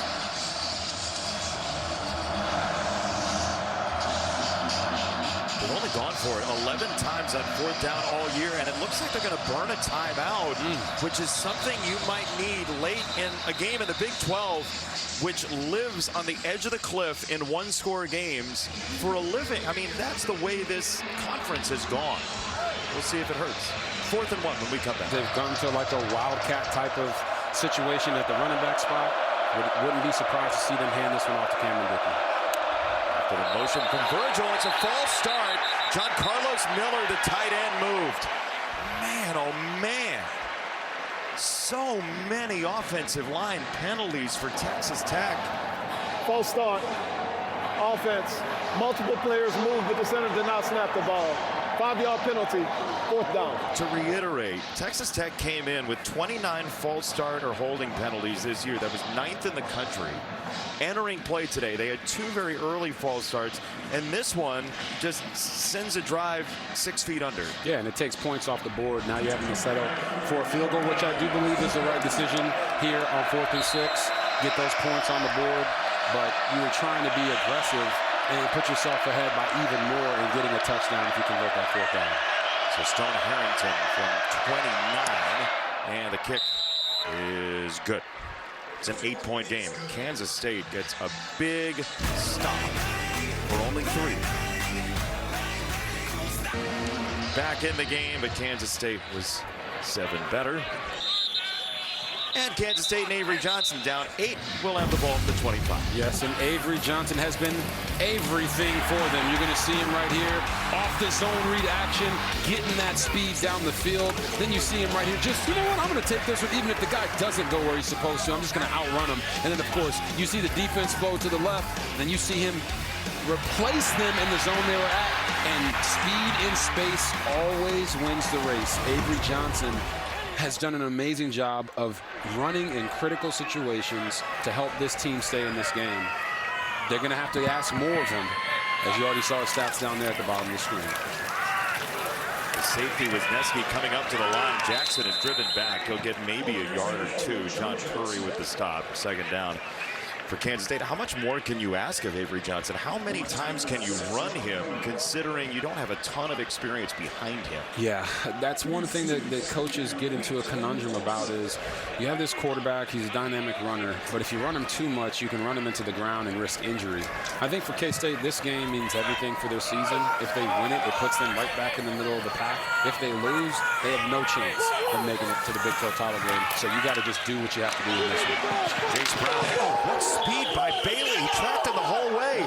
That 6'3", 250 behind him. Amir Boyd came in as well, but Bailey didn't lose a step, man. Yeah, you see, David Bailey, this guy isn't just trying to get sacks, he's trying to make plays. And it wasn't just him, it was also Amir Boyd coming in at the end there to wipe out Jace Brown's legs. But whenever you have your best players playing sideline to sideline, not giving up on any plays, it impacts the whole group. The 3 tight ends here on 3rd and 11 for Kansas State against this defense. You see Bailey coming from the near side. They chip him there. They double team him. And this ball gets away, but it's not going anywhere. It's Amir Boyd again on Anzio this time. What a series for Phoenix's own Amir Boyd. Yeah, Amir Boyd is getting to the point of attack, and you're going to see him. These big tight ends can be very difficult to tackle, but you're going to see Amir Boyd right there. Tight end chips, gets to the flat, he does his responsibility, and then he rallies to make this tackle before the receiver's even ready for him to be there. Just an outstanding series for Amir Boyd. Aiken on the return. Corey Aiken wanted the outside, and he was denied. 45-yard punt, not much of a return. And Mason Olgain, the long snapper, got down. Tech wants here today, and the red zone issues have been a thing. It's first down for Baron Morton from the 26.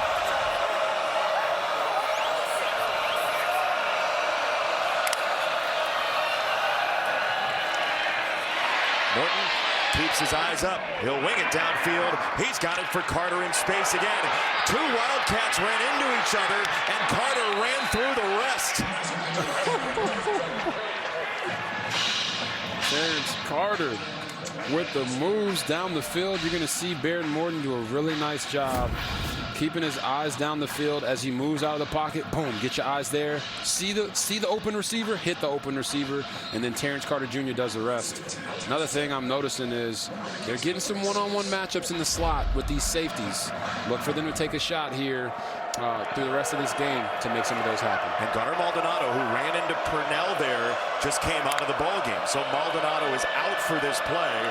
It is first down for Texas Tech. It was linebacker safety coming into one another.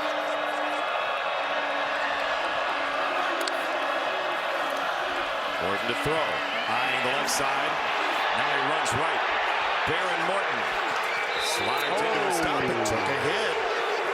Eli Leo with the hit after the slide. And there is no marker in.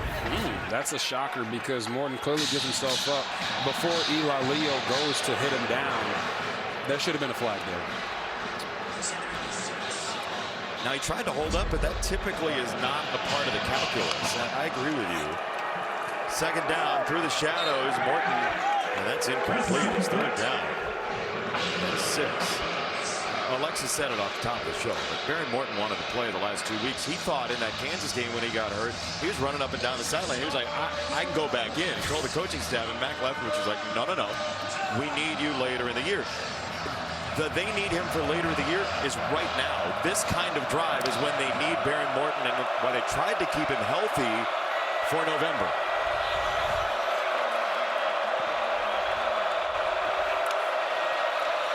Third and 6. It's a short set, and he gets it for Aiken, but he gave up the first down. It looked like he was close to the marker, then gave up about a half yard. He may not have been there, but he definitely lost a half yard from the catch, and it's fourth down. Yeah, a lot of times we tell receivers when you see 2, split 2, catch that, get vertical right away. He tried to backtrack to get around it, but that's not really Coy Aiken's game. So now they're sitting here in a 4th and 1 situation, and you know without a shadow of a doubt, they are going for it. But last time, there was a false start. We didn't get to see what play they'd run. It's a throw. It's Morton. Down the field this way. It's caught by Douglas. He stretches, and he is down at the 1. Caleb Douglas thought he was in. I know you think he might be in. Let's see. It's going to be first and goal at the very least. Oh! And we'll get a replay review. The previous play is under review to You're watching determine the closed if the runner circuit broke the plane here. of the goal line with the ball. It'll be whether his chest comes down, right? He makes the move here, puts the hand down, and then that's a touchdown, man. That's a touchdown. What a play. It pays to be 6'5". They got him listed at 6'4". He was every bit of 7'2" right there with that stretch out. Now, I know you like the former quarterbacks. Would you settle for his dad was a quarterback? Oh, we can add that to the list as well. Yeah, Caleb Douglas' dad was a quarterback at Vanderbilt, Texas Southern. And Caleb here, the transfer after 2 years in Gainesville, who's been such a big play threat for Texas Tech in his second year with the Red Raiders. Looks like he's in. What a play, man. The one question that does linger here is the shot directly down the line? That's part of it. It does look like he got the ball pretty well into the end zone, and the chest doesn't come down until the very last moment of the stretch. Yep. So it seems like you could piece it together and call it a touchdown. But remember, the call on the field was he was down. After review, the ruling on the field is upheld. It's first down and goal for Texas Tech. Yeah, that's not the right call. Wow. That's a touchdown, Robert. I don't. Listen, that hand down doesn't count. Right there, the body's down, the ball is broken, the plane, that's supposed to be a touchdown. This has been a rough one today. But I bet you it's because it wasn't straight down the line. I mean, use your context clues or something. Blues clues, whatever you got to right there. That's one of the clearest touchdowns I've seen. But as you said, it has been an issue all game today. There's the mail. It never fails. Here's a run. And Kansas State, for the moment, gets a stop. Second and goal. Daniel Cobbs went into the pile.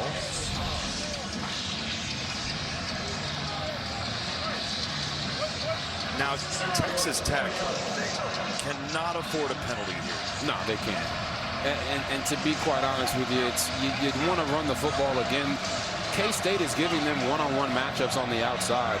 You can see up here at the top, Reggie Virgil's got a one-on-one matchup. And then right here, Terrence Carter Jr. motioning in, showing that his man coverage. Morton will flow this way, and he throws back in the end zone. Douglas, Karma, touchdown.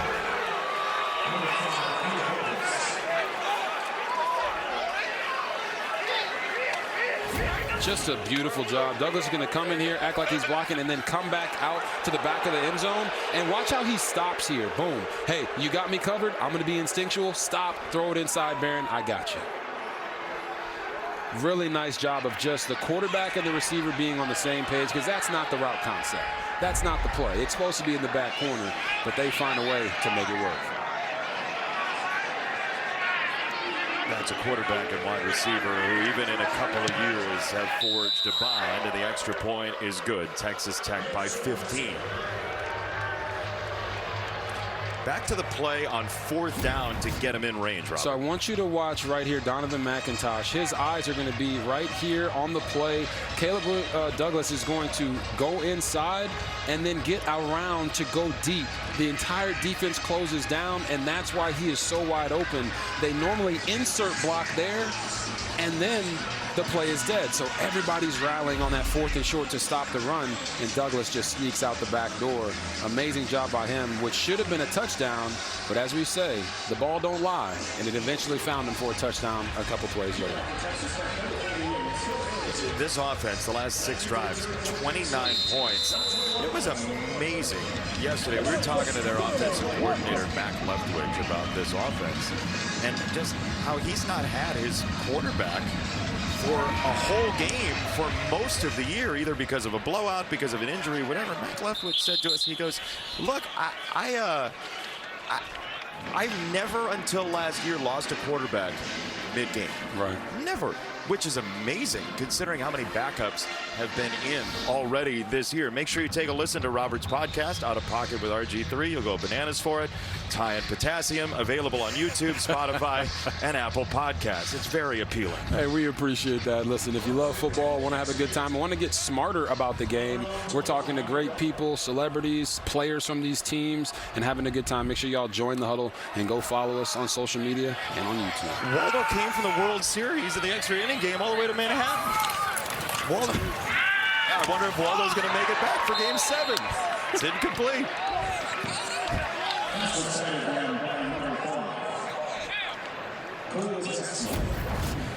Yeah, and you see, can't get to the QB, so what we always say, Jason, get your hands up and play volleyball. He might have been able to catch that one. It's a former high school quarterback, Wisniewski. Another one? They're everywhere. They are everywhere. Second down.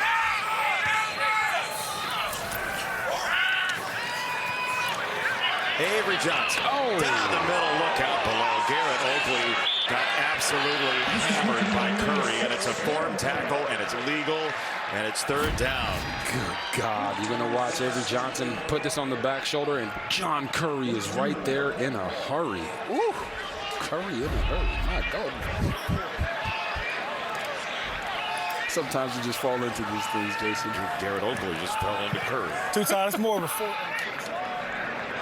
Our microphones hear everything, by the way. They do. Third down and 1. Lubbock native, Lubbock Coronado High School, John Curry. Third down, short toss.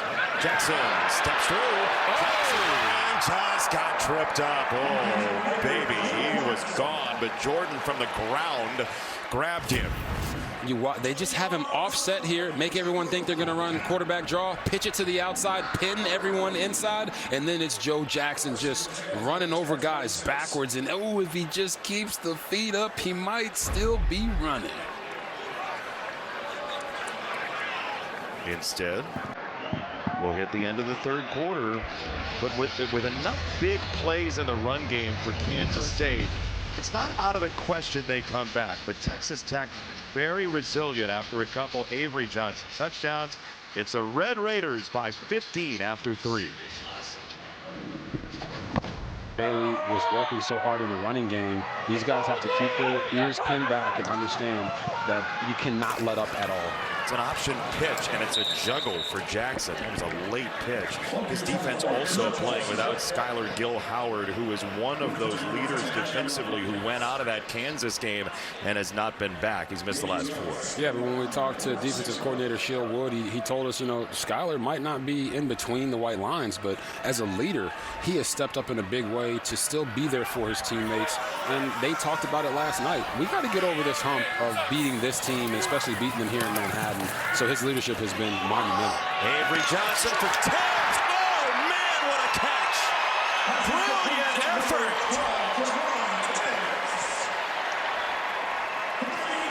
Just a beautiful job. Watch how he goes up and high points this ball.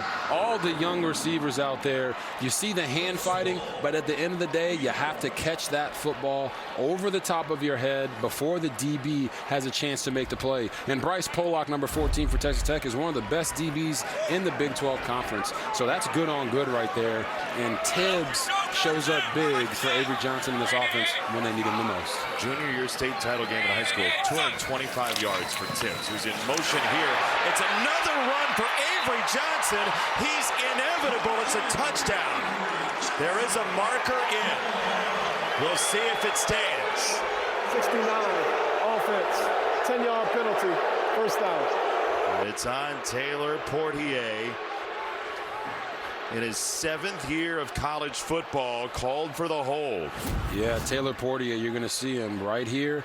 The flow gets both Jacob Rodriguez and the safety to come inside, and he's working on Lee Hunter, and that turn right there is what they called on him right here. He's got the shoulder pad. That is clearly a hold. You can hear the boos in the stadium, but on this one, the refs got it right. Yeah, it's a really good call. It's at the point of attack. It materially changed the play.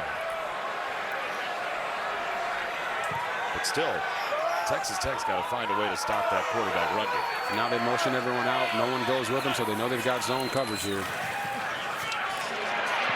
Johnson to throw to the sideline, and Jackson gets clocked. Wisniewski, it's incomplete. Jackson put it on the ground.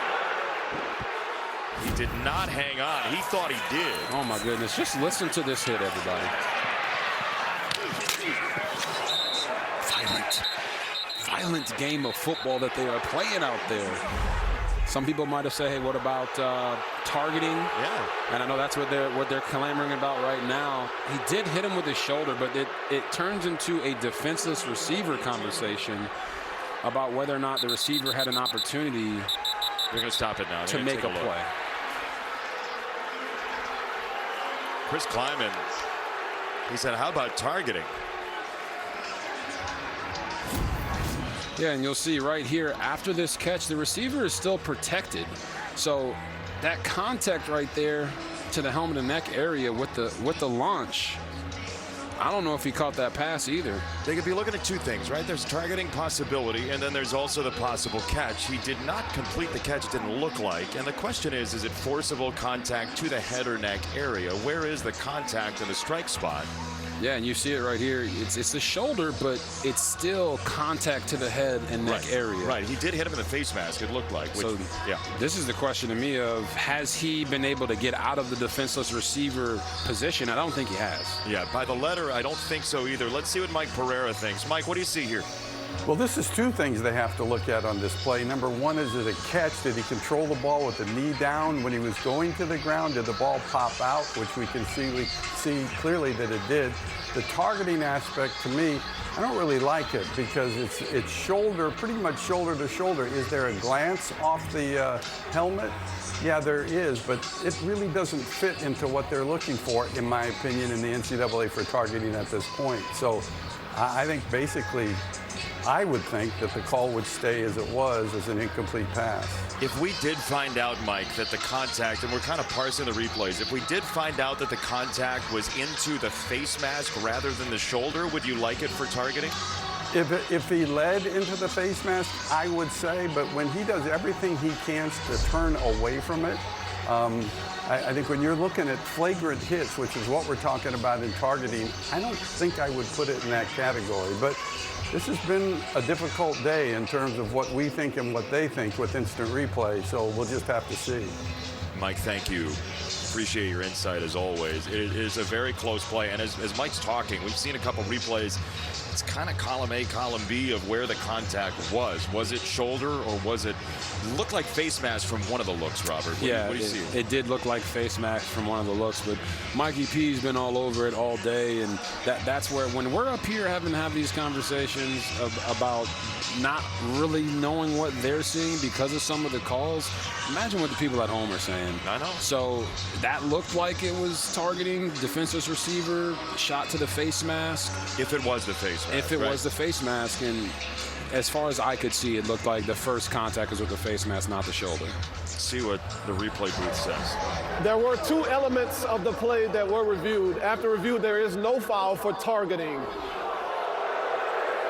Also, after review, the receiver did complete the process of the catch. His forward progress was driven backwards, and he lost the ball when he hit the ground. It is a catch at the 8-yard line. Whoa. It'll be second down, Kansas State at the 8-yard line. All right.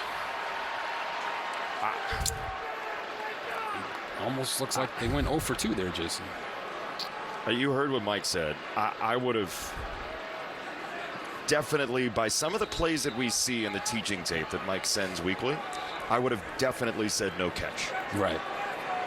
Because he didn't complete the catch all the way down. Correct. But we talk for a living, which is great, because being the replay official for a game like this sounds like an awful idea as a job. Second down and goal. No targeting.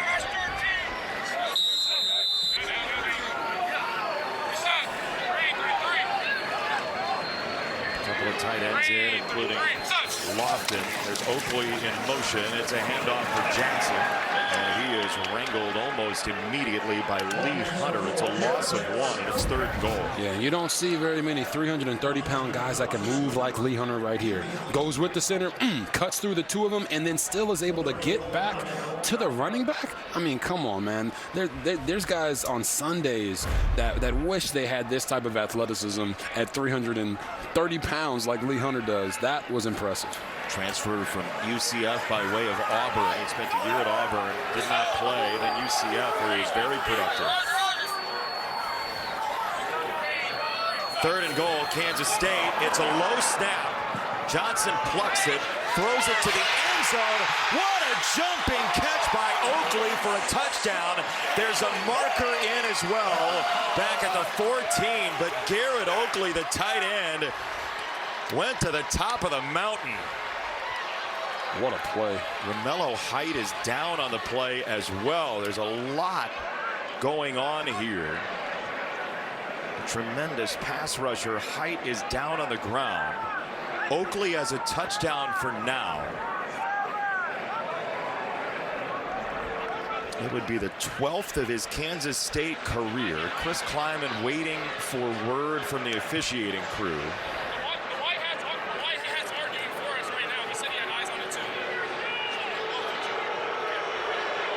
The crowd is slightly restless about the adjudicators today. After discussion, there is no foul for holding. The result of the play is a touchdown. Oh, boy. It's a touchdown at 29-20.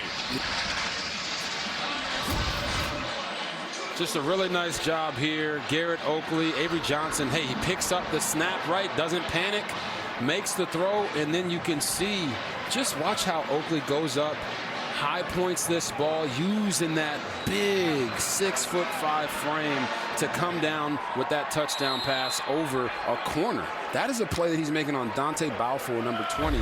You don't see many tight ends that can win those matchups. A high school basketball player back in the day. They're going to go for 2 right now to make it 7. They're going to do it early here, see what they can come up with. Brown in motion.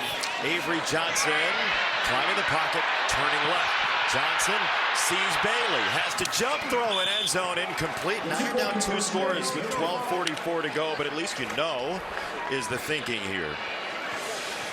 This has been a weird one. That's something I've always hit on. Just go out there and take what the defense is giving you. Jacoby Williams on the run, and he's stonewalled by Romaine. It'll be 2nd down coming up. Kansas State would love to have a 3-and-out here against this formidable rush offense for Texas Tech. Top 30 in rush offense, top 15 in pass offense. They score 43 points a game, and they're hanging around right there again. And this is typically where you see Texas Tech go to more of that running game to try to close games out. I know there's 12 minutes left on the clock, but they understand how hard it is to win here, and they have to stay committed to that run game. They've run 20 more plays in Kansas State in this game, and there's Williams carving. Jacoby Williams shakes pain and gets across the 40-yard line. There's a 33-yard run right on cue. And they're going to pull both the center and the right guard, Sheridan Wilson and Davion Carter. Watch them get on the train tracks and get up there in front of Jacoby Williams. And this guy is so fast, man. He is just a blur out there on the field.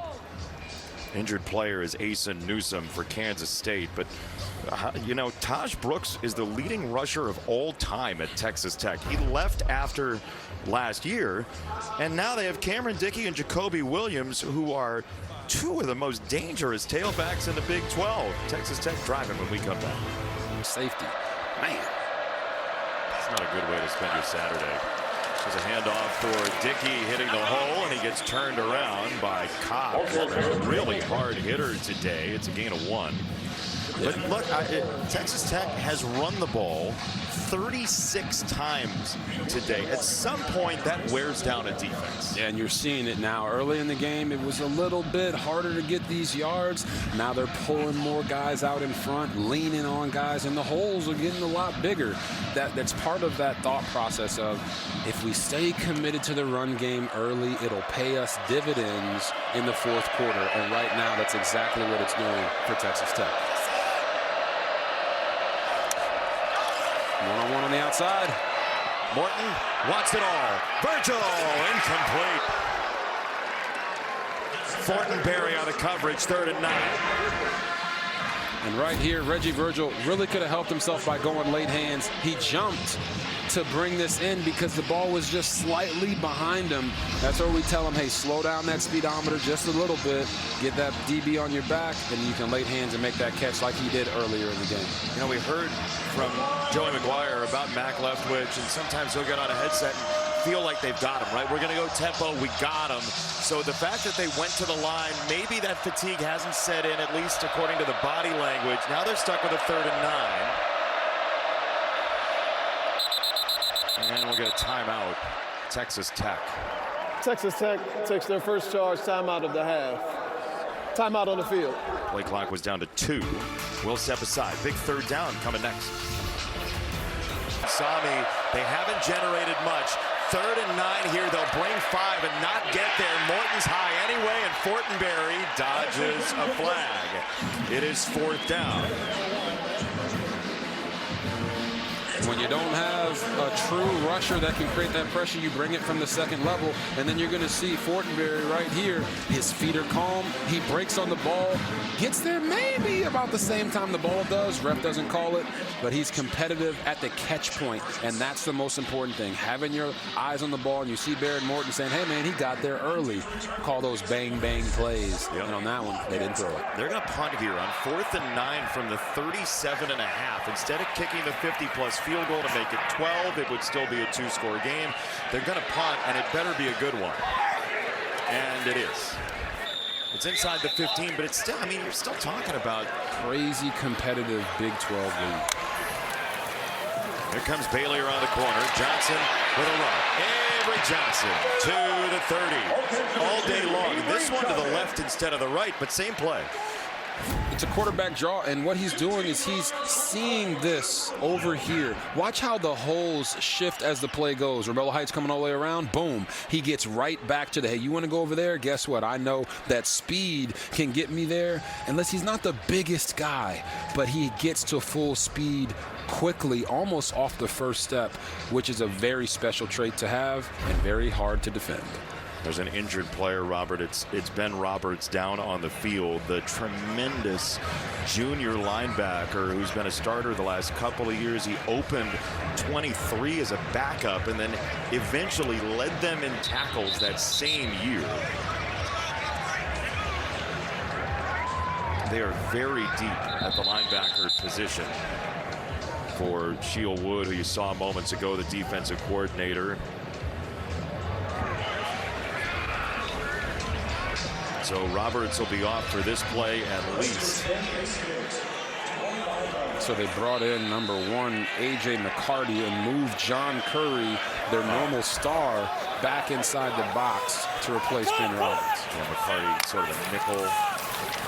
There is Johnson to throw coming this way. That's a long throw to the sideline for Moise, the freshman.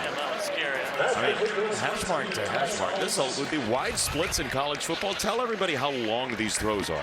Yeah, I mean, when you get to the NFL, you realize how much tighter those hashes are. But in college football, I mean, you're talking about throwing the ball almost 30 to 40 yards across the field from hash mark all the way to the sideline. You can really show off your arm strength, and Avery Johnson did that there. Second down at 4 for him. Another short set, and that could be interference. Pollock came crashing into Brown. I thought maybe a flag would come out. He was trying to jump the route and pick it off. Yeah, if Baron Morton thought the one from K-State was early, watch this one right here. Bryce Pollock is going to fire down on this out route, and he hits him before the ball even gets there. Only thing I could say is maybe the ref saw that it was uncatchable. Right. That was a really high throw. I think Avery Johnson was being safe knowing that he made the wrong read. Don't make a bad play worse than just Hail Mary out of bounds. Agreed. Roberts is back in, by the way. You see him up at the line, Ben Roberts. And it's a Johnson run. He's going to try the outside step through one from Pollock and tiptoe to the sideline. Let's see where the spot is. He is very close to the line to gain. It looks like he has it. First down. Yeah, look at him. That speed, he's not even supposed to be able to make this play, break that tackle, and get around Jacob Rodriguez. But because he's one of the fastest dual threats in the country, ball security there. Ball almost came out. He tiptoes down the sideline. There's one thing you just can't coach, and it's speed, and he has it. Rodriguez might be feeling it a little bit there, but he is a tough customer. First down. Johnson rolling to the right. And Johnson will take it out of bounds. Wisniewski ushers him out. It was A.J. Holmes providing the pressure that time. The replacement for Gil Howard. And you can see Avery Johnson got the hands on the hips a little bit, and he's not trying to dip when you dip, I dip. He is saying to himself, man, I am running a lot. I got to make sure I control my breathing. My team needs me in these moments, so no matter how many times I have to run the football, I'm willing to do it. But this is when your offensive coordinator has to come in and say, all right, I need to give him a play or two to get his win back. But that play is a throw for him, and now he has to scramble. He'll set up Bailey charging after him. Throw it out wide. It's Jackson, and he is wrapped up by Curry. Boy, Texas Tech just doesn't miss tackles a whole lot at all. As a little chippiness between Portier and Curry. A little spice from Curry. A little spice from Curry. I see what you did there, sir. And you can see Avery Johnson again. He's breathing heavy, just breathe in through the nose, out through the mouth. And what this Tech defense does so well is even when they don't get sacks, they make the quarterback move off of his spot. Yep. And that is where Avery is probably saying to himself, man, I feel like I'm running for my life back here. He's done that little spin move a couple times in the open field, but it has been effective. Quick throw, got it for Tibbs, short. He'll be a yard short at the 50-yard line. It is 4th and 1 for Kansas State, and the biggest play of the day for the Wildcats right now. Yeah, and this is where we haven't mentioned this guy being out the entire game, Dylan Edwards, their star running back, but you want to go for it here, and you would think, oh, just run the football downhill. You don't have a quarterback that's the best short yardage running quarterback, and do you trust your running back, Joe Jackson, to go out and get this? I say keep the ball in the hands of your best player and go get that 1 yard. Swanson, Oakley, couple of tight ends in, 4th and 1. It is the quarterback. Johnson trying to get to the outside. It's Pollock to trip him up, and Texas Tech holds the line. The tackle he missed earlier on the drive, not this time. And just look at, we call this population to the football. Watch all these guys on the interior close the gaps and then rally to the outside. Bryce Pollock, the corner. Who said corners don't tackle? Right here, Avery Johnson, as I said, not the biggest running quarterback. He tried to go to his speed, and that was the detriment of that run. So if you think about the trickle down of Texas Tech's pass rush, right, it forces you into passing downs. We talked about that, but the trickle down is of the fatigue of a quarterback. When you're looking for a quick drop, give Avery Johnson a blow, as you said. For a moment, that second down play when he had to scramble may have caused that play. Correct. So first down, Texas Tech. And Dickey puts it on the ground. Oh, my goodness gracious. Ryan Davis takes it back for Kansas State. Looked like Eli Leo crowbarred it free. And you're going to see Eli Leo get off of the center and get to Dickey before he's ready. Knocks the football out. And there you see it. Ryan Davis right here, the back. He goes for the stiff arm and his hand on the ball. Eli Leo wasn't even trying to punch that ball out. It just happened to bounce in K-State's way. Oh, the Big 12. And immediately his quarterback goes over to talk to Cam Dickey and say, we've got you. But that's up to the defense right now. Correct. The defense is in a sudden change moment now. Hey, you get a good stop. Well, you're back out there on the field. What are you going to do about it? This is where you play complementary football and pick your offense back up in Cameron Dickey after they make a mistake. Avery Johnson told us earlier this year he has learned over the course of his college football career the value of each possession. This one has a microscope on it now. Hunter's after him this time. He spins out of it again. again, and he throws it to the bench. That's the better decision there. It's second down. Just an extremely smart decision right there from Avery Johnson. And I think people have noticed since the bye week that he has gradually improved as a passer and in using his feet as a runner. And I found out that he's been working with Patrick Mahomes' quarterback coach, Bobby Stroup, here in Kansas City. And really every single week, virtually and in person, working on all the things that he needs to be better and reinforcing in his mind why he is a dynamic quarterback. And it is because of his ability to move the chains with his legs. Jackson out of the backfield fell. He had a little more to get, but he falls, and it's third down and long for Kansas State. Let me ask you, fatigue for a quarterback, where do you see it in Avery Johnson right now, and how does it affect what Sheil Wood does with his play calls? You see it in the accuracy. Yeah. When a quarterback starts with fatigue, especially a guy who is a dual threat, they're running, and they're not just running to run, they're running to make throws as well. The accuracy starts to drop just a little bit. Sheil Wood can't call a defense that's going to stop the special traits that Avery Johnson has, so he just has to suck it up here for the next 6 minutes and go make plays. Here comes Bailey again around that corner, got a hand on him. Johnson giving a lot of ground. Avery Johnson loads it up, middle of the field, incomplete for Tibbs. Bryce Pollock is everywhere. He really is. And you just asked me, like, hey, how do you defend against this? Watch, David Bailey, leading the country in sacks, moves out of the way like he's not even there. These are plays that, as a defensive coordinator, you don't have an answer for. But look at that finish there at the end. They are going to hit him as much as they can, and this is where the rest of the K-State players have to step up for their quarterback. He's out there giving it their all. Tibbs has to make that catch. Instead, it's 4th and 7. They've got to have these 3 timeouts. They got to snap it here fast. And this has been their guy right here, Garrett Oakley.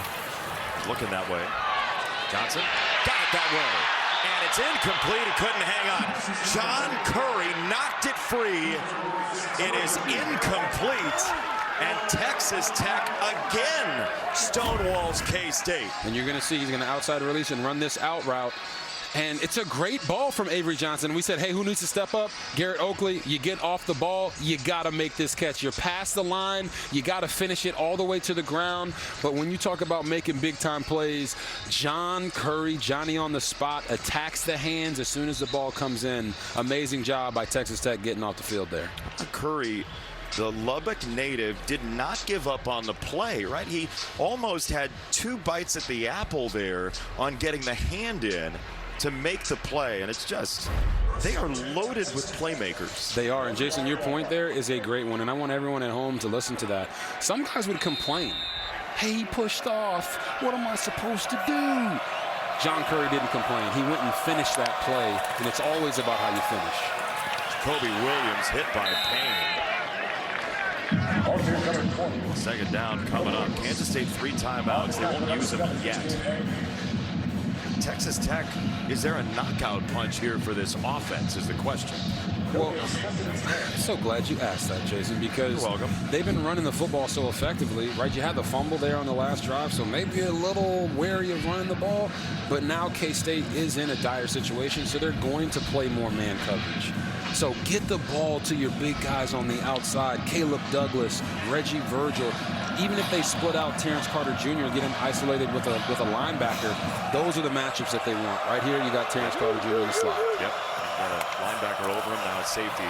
It is Williams to the outside. Williams is stood up behind Pont in the tackle. Couldn't wall off Moss. It is 3rd down coming up. He got taken to the sideline. Clock is stopped for the moment because it's a timeout called by Kansas State. State Anywhere was 10 years ago. I mean, at some point in seasons like this, the magic extends even to series that typically don't go your way. Dickey breaks a tackle, keeps his feet, and then runs to the sideline. He's out of bounds on the run. He'll lose 2 on the play. Because it's at the moment of 5 minutes plus, they'll be forced to call a timeout. It's their 2nd timeout. Later in the game, being out of bounds would be an issue. So 1 timeout left for K-State. It'll be 4th and 7. This is the last time Texas Tech won in this series? You mentioned Patrick Mahomes. He was playing at the time, and there were 103 points in the game. Now do you feel right in the world that the Big 12 has 103 points on your television screen? I mean, Jason, that's the Big 12 I remember. Okay. We used to score a lot of points in this conference. Really across the board, there wasn't much defense, but that's why I think the Big 12 has ascended in its national standing, despite what the haters might say. It's because their ability to play defense now. They still have the same playmakers outside, but these defenses are much tougher to score on. How often do you talk to the haters as a group? As a group? Yeah, do you convene them? Daily, because, you know, everybody has a role in life, and you got to let the haters play their role. Yeah, it's a punt. Burgess gets it away. The fair catch at the 12. Lockett pulls it in. 5 minutes to go. Avery Johnson has had a couple of possessions on short fields. Texas Tech has stood very tall. What do you want to see play call-wise with one timeout, 5 minutes, and a two-score game? Yeah, first of all, I want to see them continue to spread the field and give Avery Johnson running lanes vertically. Sometimes when you say, hey, run the quarterback, people want to use his speed and run him sideline to sideline. That's not what it needs to be. He's a smaller built guy. Give him the passing lanes, allow him to see the field, give his receivers those deep choice routes that they love to run, and then if it's not there, then he can get out and get jiggy with it. Certainly, he's got the ability. Like Chris Kleiman says, pre-snap to post-snap is where the improvement has grown the most for Avery Johnson. So if he sees something he likes, he has the ability to do that. He's backed up here. Here comes Height. Romello Height drags him down. Ball is free. It's a scoop and score for Curry. Touchdown, Texas Tech. John Curry. Oh, my goodness. Talk about primetime players, make primetime plays in primetime moments.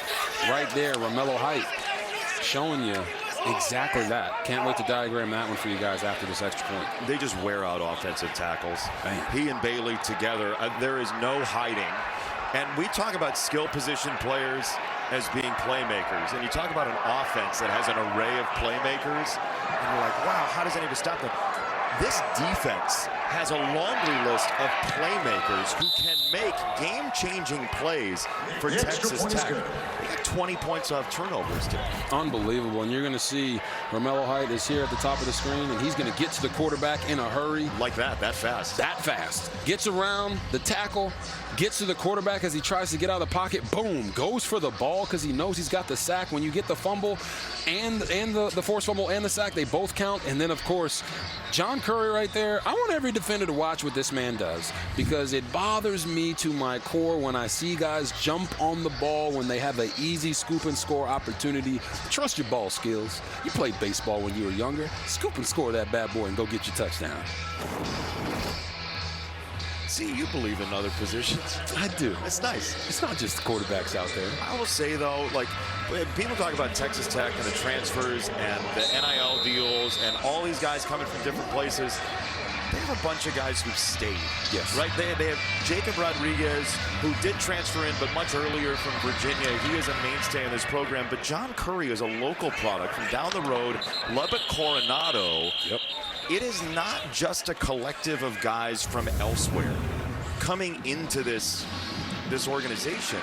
It's John Curry, a local product, who's made this now a much bigger score. Don't forget, by the way, Game 7 of the World Series is on after this ball game. It's the Blue Jays, it's the Dodgers, it's Shohei Ohtani on the mound. You never know what's going to happen in that series. After last night and the crazy finish, it is for everything. And Texas Tech right now has a Big 12 championship on their mind and frankly, a championship in college football. This is what they came to do, to get this monkey off their back and prove to themselves that this isn't going to be the same old Texas Tech that keeps falling to Kansas State. And you brought up the point about the guys that came in. Like, how many teams across the country are paying guys and bringing in all these transfers and not seeing success. I think it's a testament to Joey McGuire and the culture that he has been able to build at Texas Tech in such a short time, that these guys come in and they don't just play well, they play better than they've ever played anywhere else. That's right. It's a really good point. Talking to Jacob Rodriguez about it, he said Romello Height is one of the most loyal players he's ever been around. There's another big hit by Wisniewski on Oakley.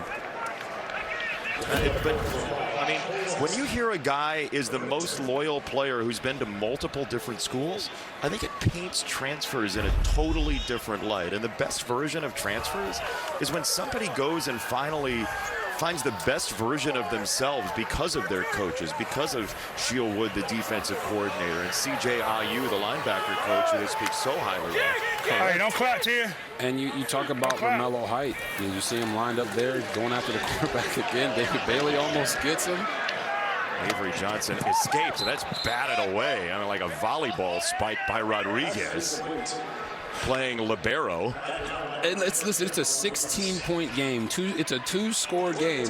And you see C.J. Ayu right there, and all of the players. You talk about even Baron Morton, the quarterback, talking about what this man has done for this pass rush. And it's not just David Bailey and Romello Height. It's also Lee Hunter and A.J. Holmes Jr. up front. And what he has them doing in practice, even in special teams periods, to work on all the different things they have to do to get after the quarterback. It's just truly amazing what he's been able to accomplish with these young players. There's a pass rush again, and it's an interception.